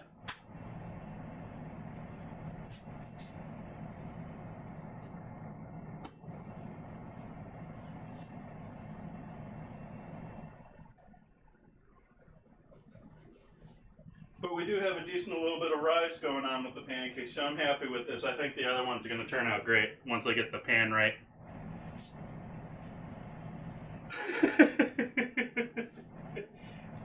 Well, I also did Oreos that night, and the Oreos turned out good, so...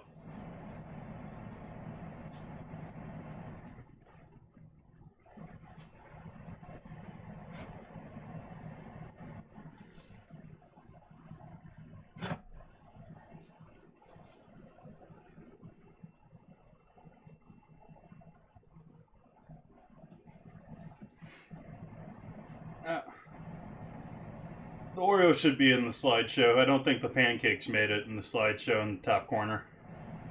Up all the way over there. It's that way.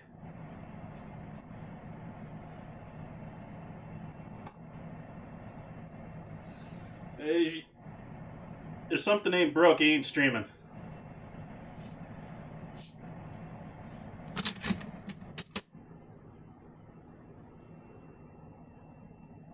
I say that even for the guys that have got teams working for them, that have got the thousands of people watching. They still got shit broke.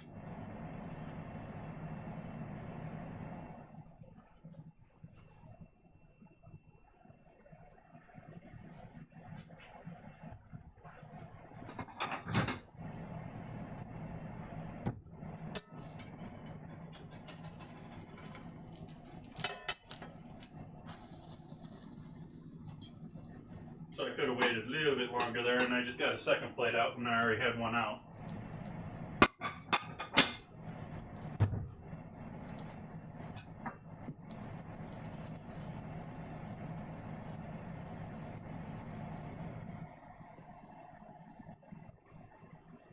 They just got people there to come up with solutions for the things that are broke for them. I'm so jealous of these people working in teams and stuff like that.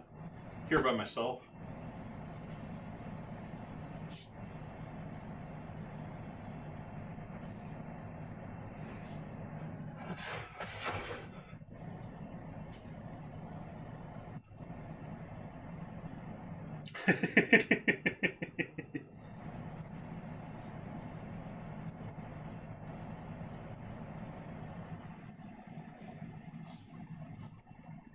I mean, I haven't started to figure out who I would even choose for mods. I've luckily haven't had issues with, you know, people spamming my room or anything stupid, so...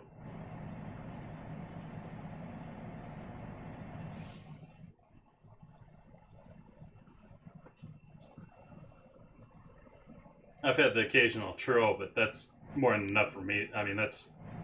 I can kick them out.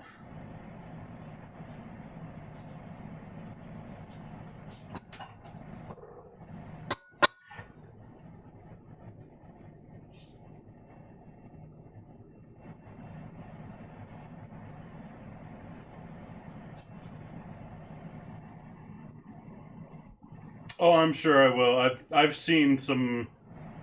I've seen stuff. I haven't had it happen to me, which I'm all okay with.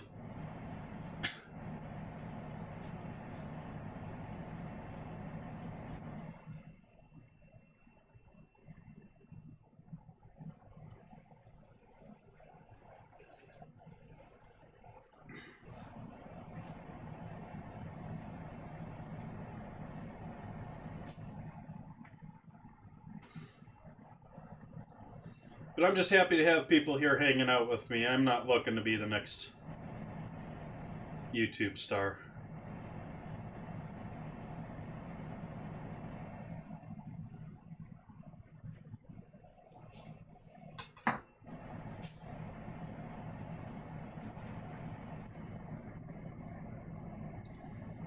It's sort of like the games get. Or the way games used to be. When I was doing a lot of games when I was younger, I mean, they were doing the stuff they're doing with autobotting and stuff like that 10, 20 years ago. And the only real difference is the hackers have gotten more and more complicated. Chat's getting more and more complicated, and so you have to have someone that's actually dedicated to being a troll in order to be successful.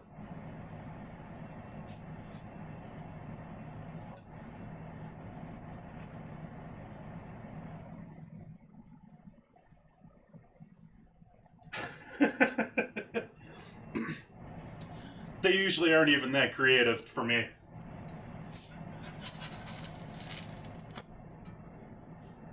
I think the last one I had commented on my weight, and when I didn't give them satisfaction, they started swearing at me.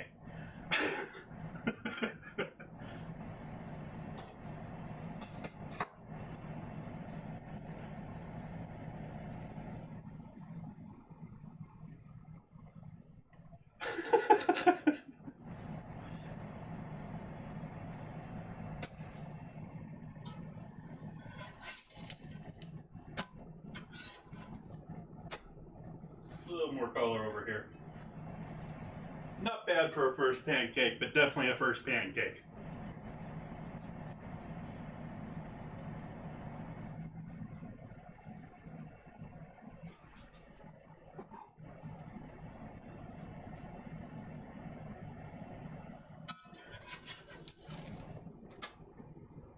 Yeah, not bad. Could do better, but... And we will do better here. Bit more butter. Now that pan's hot.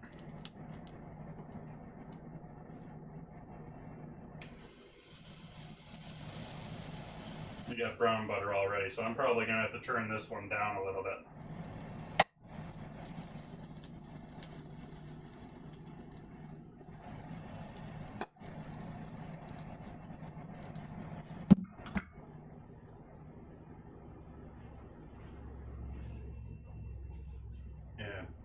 Again, I gotta turn the pan so it actually cooks all the way around.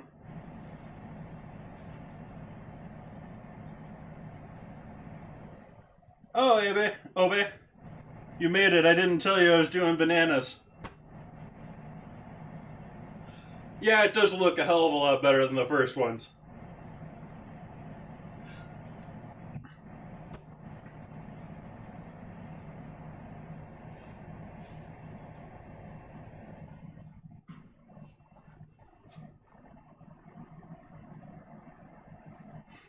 How you doing this evening, Obe?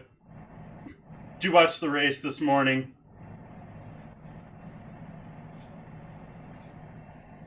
Or it probably wasn't morning for you.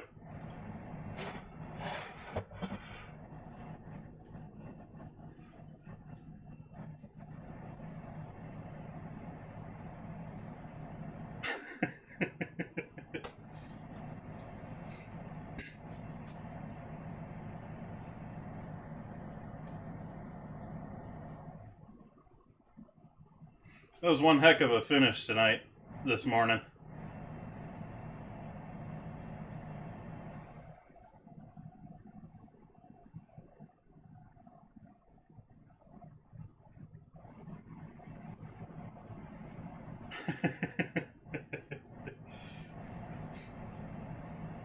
Wow, we're almost to my normal length here. I've extended this 15 minutes into an hour.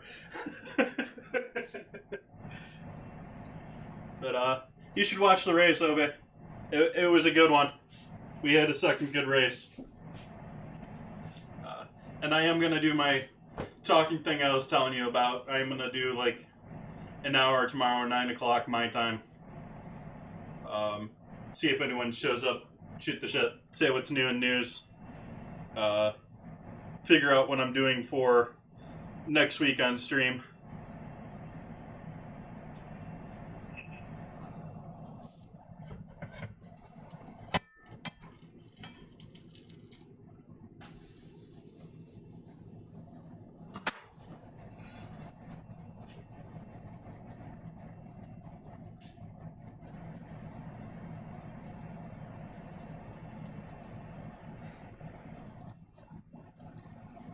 Let's get our eggs going in back here too. Turn the heat up on those a little bit. Actually, it's still too early for eggs. I want to go, but gotta wait on the pancakes. I'm gonna throw this other pancake down in the oven while it's still warm.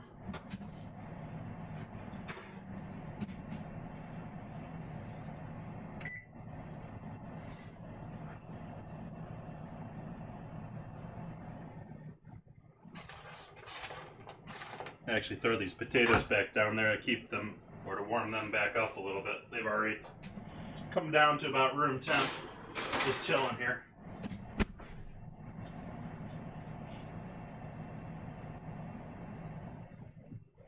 Yes, these are something I've been missing for the last couple of months because I haven't been doing... My old system here, before I was stuck at home, was I used to go to farmers markets 3 nights a week. And so I'd go in the morning out to the farmers market. I'd have fresh produce here for my stream in the evening, and cut flowers once a week. But I haven't been doing farmers markets, and so I haven't had my cut flowers here for the last several months. So I'm very happy to have those back.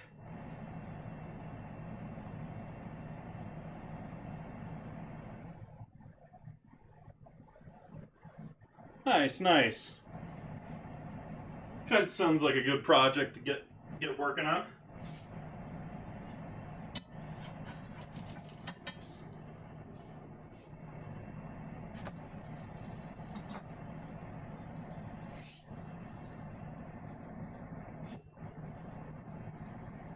Something different than sitting in a screen and cycling. You made it to the moon and back yet?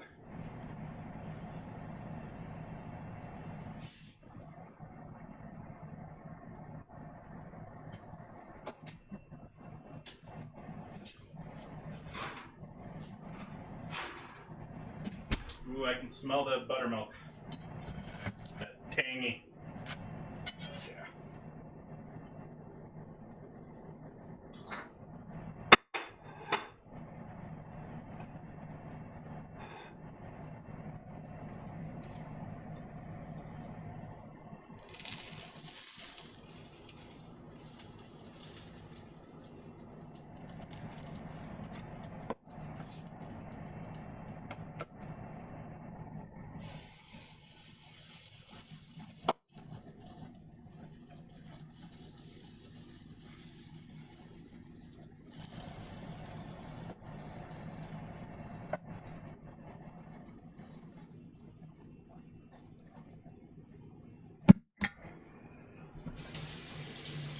This was supposed to be 12 pancakes, according to the recipe. This is going to be like maybe 6. I think it's probably going to be 4 or 5. Probably going to be 5.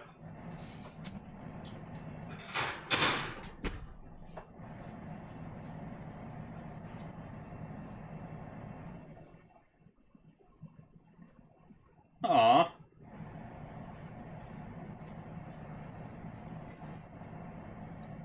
Silver dollar pancakes, maybe, but these aren't even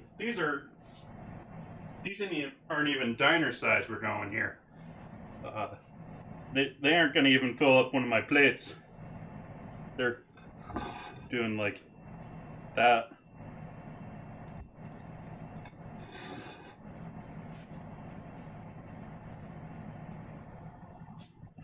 Getting quicker at it though here.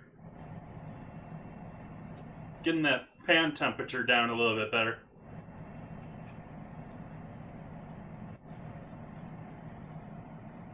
Pancakes are just one of those perfect for like at home Sunday foods because it's one of those recipes that's horrible in a restaurant because unless you've got a griddle where you can fill up like 5 or 12 of them at a time, you just don't have the space to do all the pancakes at once.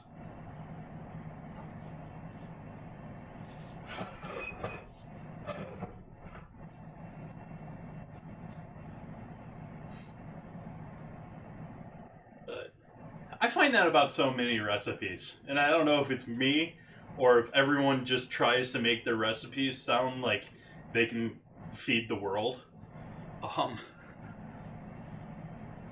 But generally, recipes never work out to what people say they're going to work out to.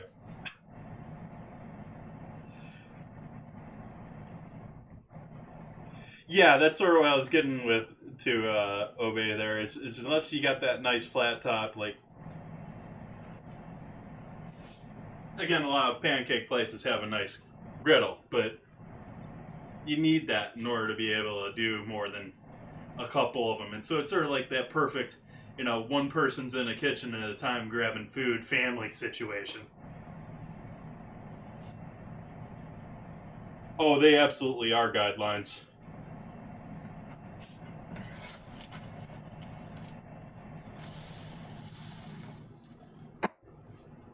And what makes that really, really true is when you go and realize, and once you travel in the world, you'll realize that ingredients that you grew up with, you say are one thing, not the same ingredient somewhere else. And so the recipes travel, but not necessarily the ingredients. And so you have a lot of recipes that are one way in one place and completely different somewhere else.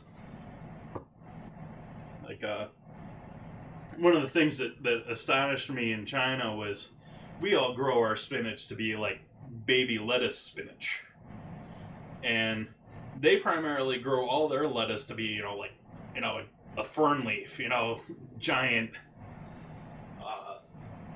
leaves. Because they like bitter. They like the dark leaves. They like that part. They like the bitterer parts, the green onions, compared to Americans liking the sweeter white parts to them.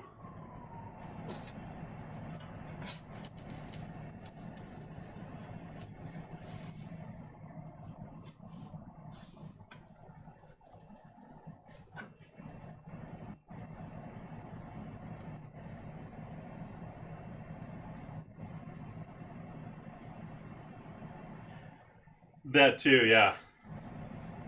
And then you get into other things like mixers. You then get into things where mixers are actually sort of I think of them as most people probably don't think or realize this, but I think of mixers as a national defense thing. Because the companies that are making mixers are making the motors and all the smaller parts to this, and these are things that are needed for other stuff, at least in the old days. And so, like, you really only have two major companies in the world that are making mixers.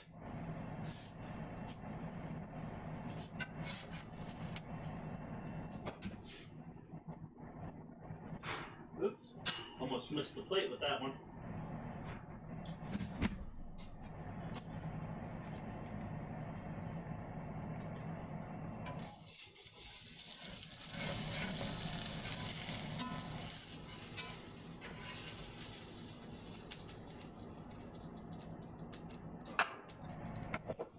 I don't know if this is gonna make. This is gonna be two. I think it's definitely not gonna be six, which is sort of what I was hoping for. I was hoping I might have breakfast tomorrow, but I don't think I'm gonna end up with 4 or 5 here.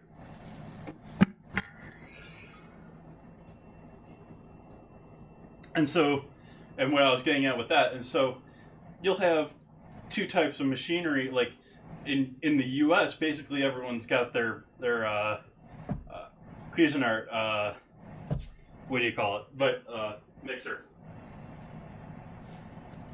And so recipes are all made with that design in mind, and how it doesn't really mix the bottom of the bowl well and things like that. And then you have other cultures that are using a different one, so the recipes are designed to work with that machinery rather than... And so what's being called a mixer depends on where you are. Not just the ingredients, but the tools.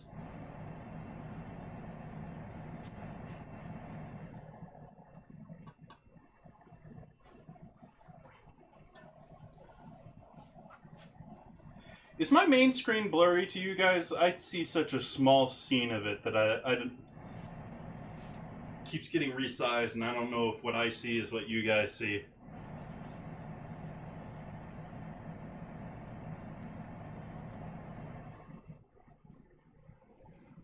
And yeah, that goes without even the translation of language. Oops. I'll give that guy another second here.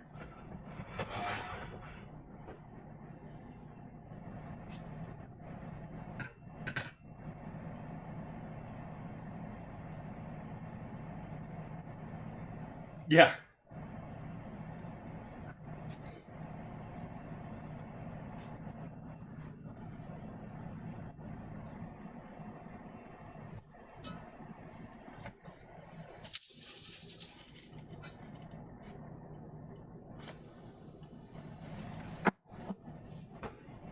If you want to talk about one of the ones that I've been sort of reading about, and it's been driving me nuts, I haven't read enough about it, but I want to read more about it, is how what we know of as tomato ketchup was originally fish sauce. So the translation of fish sauce from Southeast Asia to Western Europe changed from fermented fish sauce to both ketchup and Worcestershire in England. Both of those are essentially European takes on fish sauce.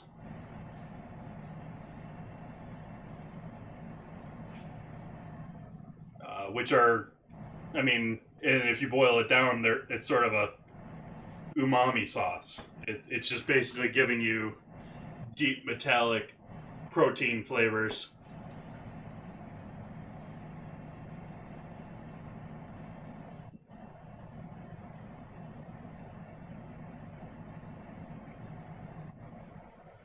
Because if you look at the history of ketchup, ketchup didn't start out as tomato ketchup. Actually, mushroom ketchup was a lot more popular than tomato ketchup earlier.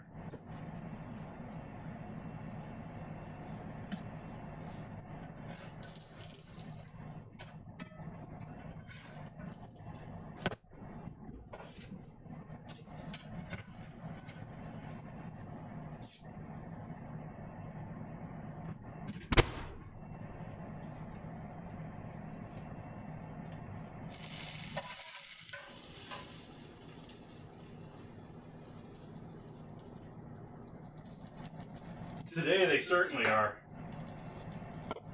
And it's not sugar, it's corn syrup.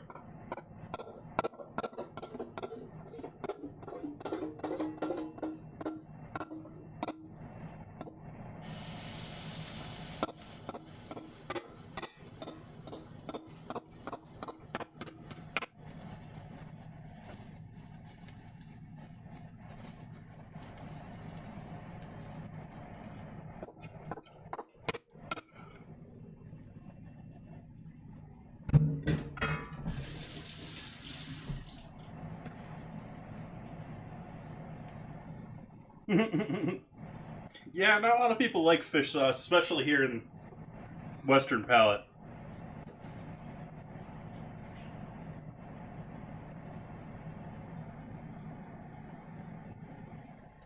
Well, hey, here in the U.S., it's a vegetable. Actually, I don't know if that's still legally true, but in the 80s, Ronald Reagan and his administration made ketchup legally a vegetable so students could put ketchup on their food, and it counted it as another vegetable they got at school lunches.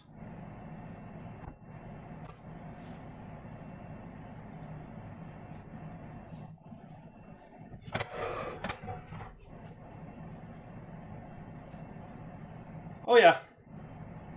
I think it's still true today too, but I haven't checked, I don't know. But it used to be.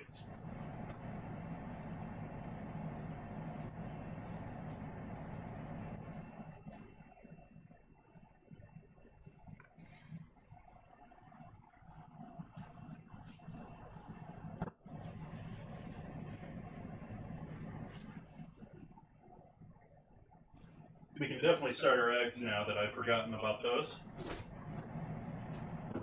I'm just going to do 2 eggs for on top of the potatoes to give them some color and beauty. And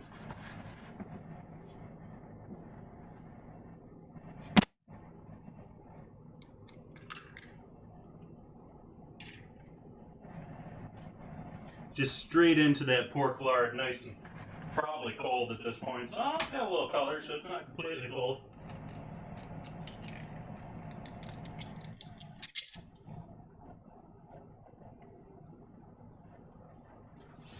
Cold enough that I can throw my fingers in there for 30 seconds without worrying about it, though.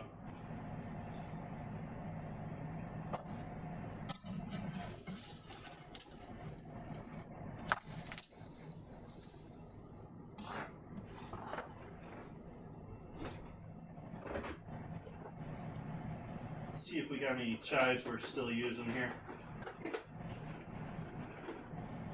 They're sort of looking on their last legs here.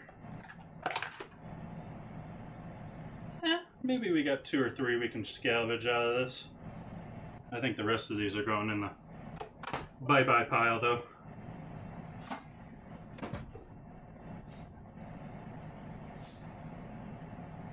Where's my knife at? Put my knife away.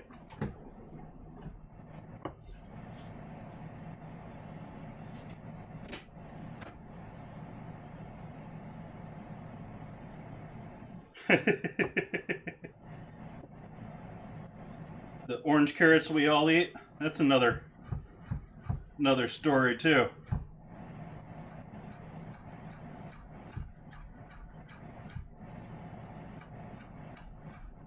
Obi might know that one.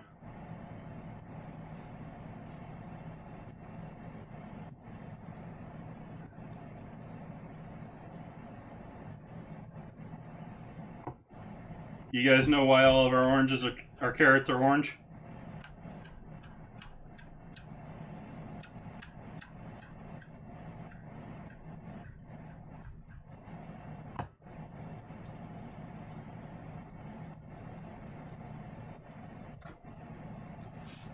The House of Orange. Denmark. The orange for the Orange King.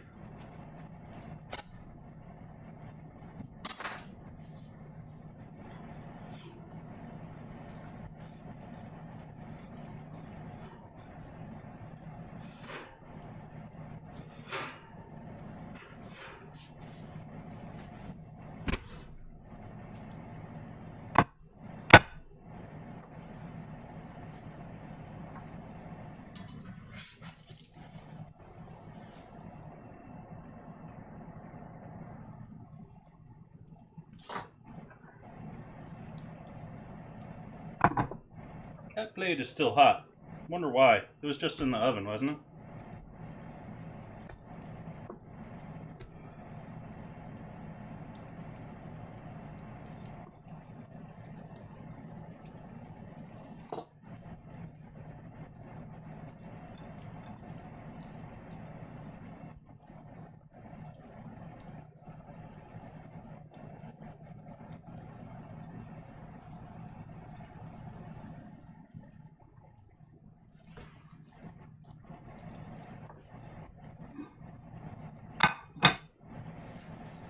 Actually, we'll use that for taters. Or no, that isn't going to be good for that. Uh-oh, turn that pan off.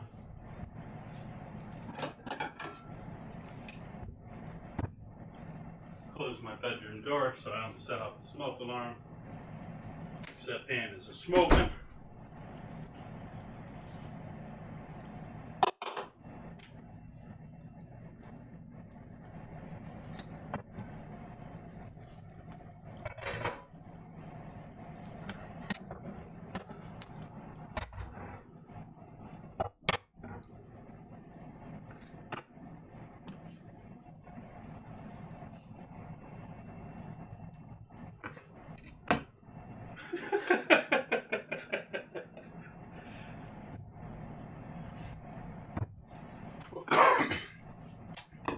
Yep, that's why carrots are orange.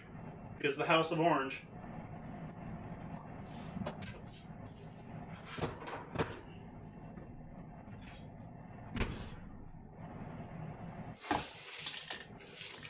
You hear that?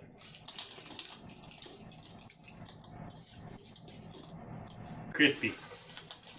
They ain't looking too crispy, but they crispy.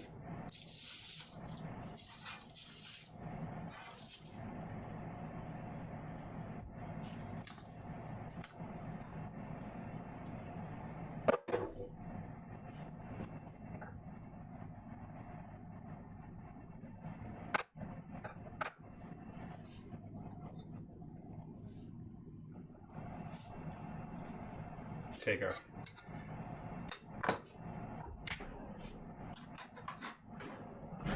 caramelized bananas and throw them on top here.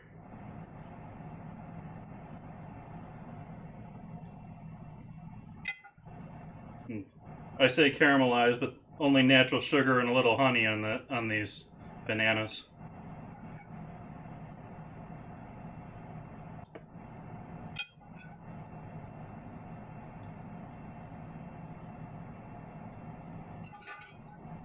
They sticky, ooey gooey.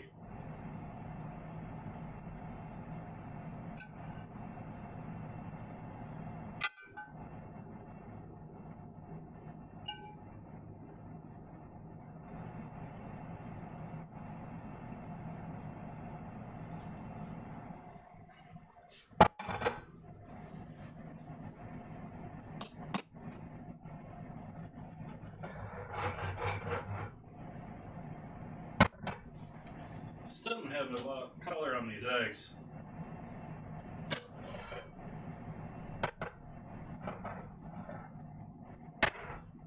Let's see if we can't get this burner going.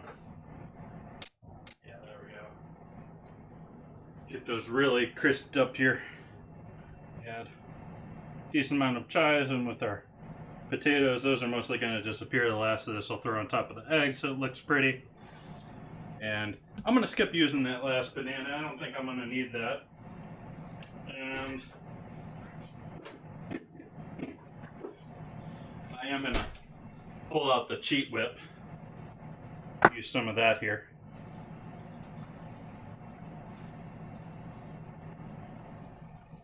Yeah, I did. It's actually the first time in quite a while that I've toyed with trying to caramelize bananas. I just did them straight in the pan with a little bit of honey drizzled over the top of them, and I threw a shot of bourbon in there.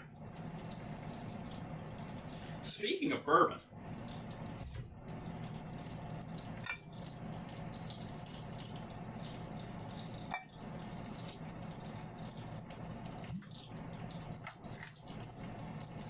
give myself a little glass here going for my dinner and enjoy the rest of my evening here.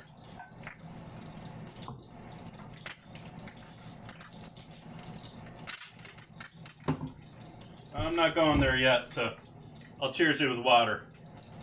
Cheers.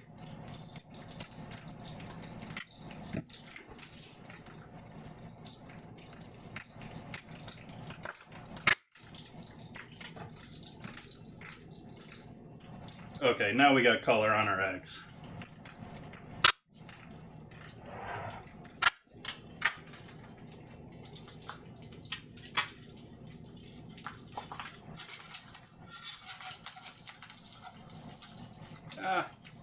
Breaking and sticking a little bit, even though I put them in straight lard.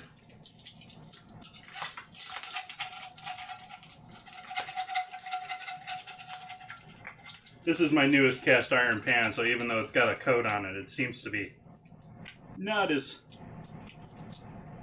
non-stick as my other guys that have been around for a while.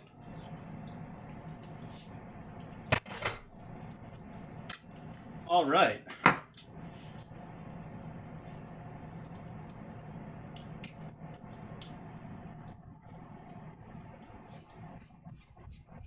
A little bit of green.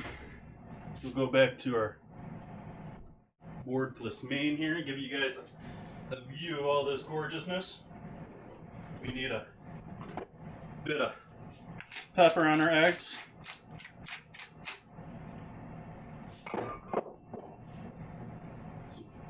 Fresh salt. Got a little salt on the bacon too.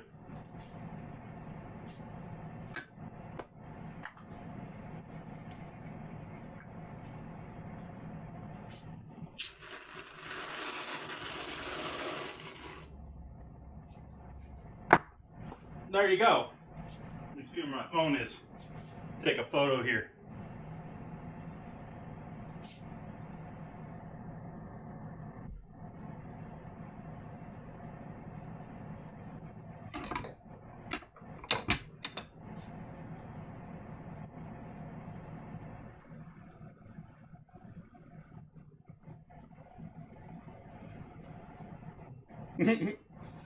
As always, photos will be on the Instagram, on my Discord. I'm going to throw it up on Twitter tonight too, that I don't always throw the photos on Twitter.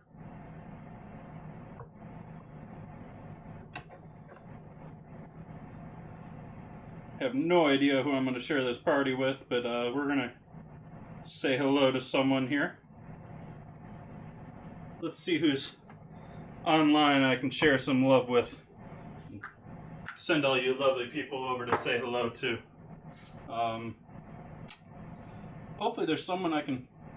I've mostly been sending people that I already know here, but I'm trying to find some other people that I haven't shared the love with. Oh, my whipped cream's falling. It's too warm.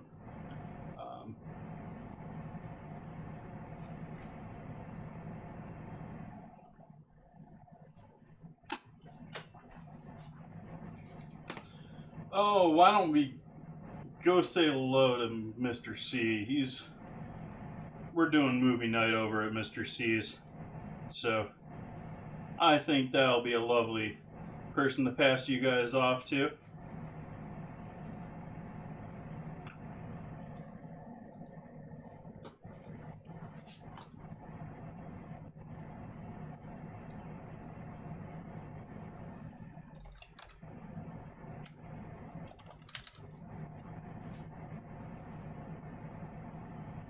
Okay, so thank you guys all for joining me.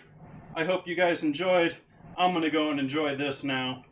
I will be back on next Wednesday, going to be doing corn fritters because it's National Corn Fritter Day. So that'll be fun on Wednesday. Hope you guys can come back and join me. And thank you and have a good night.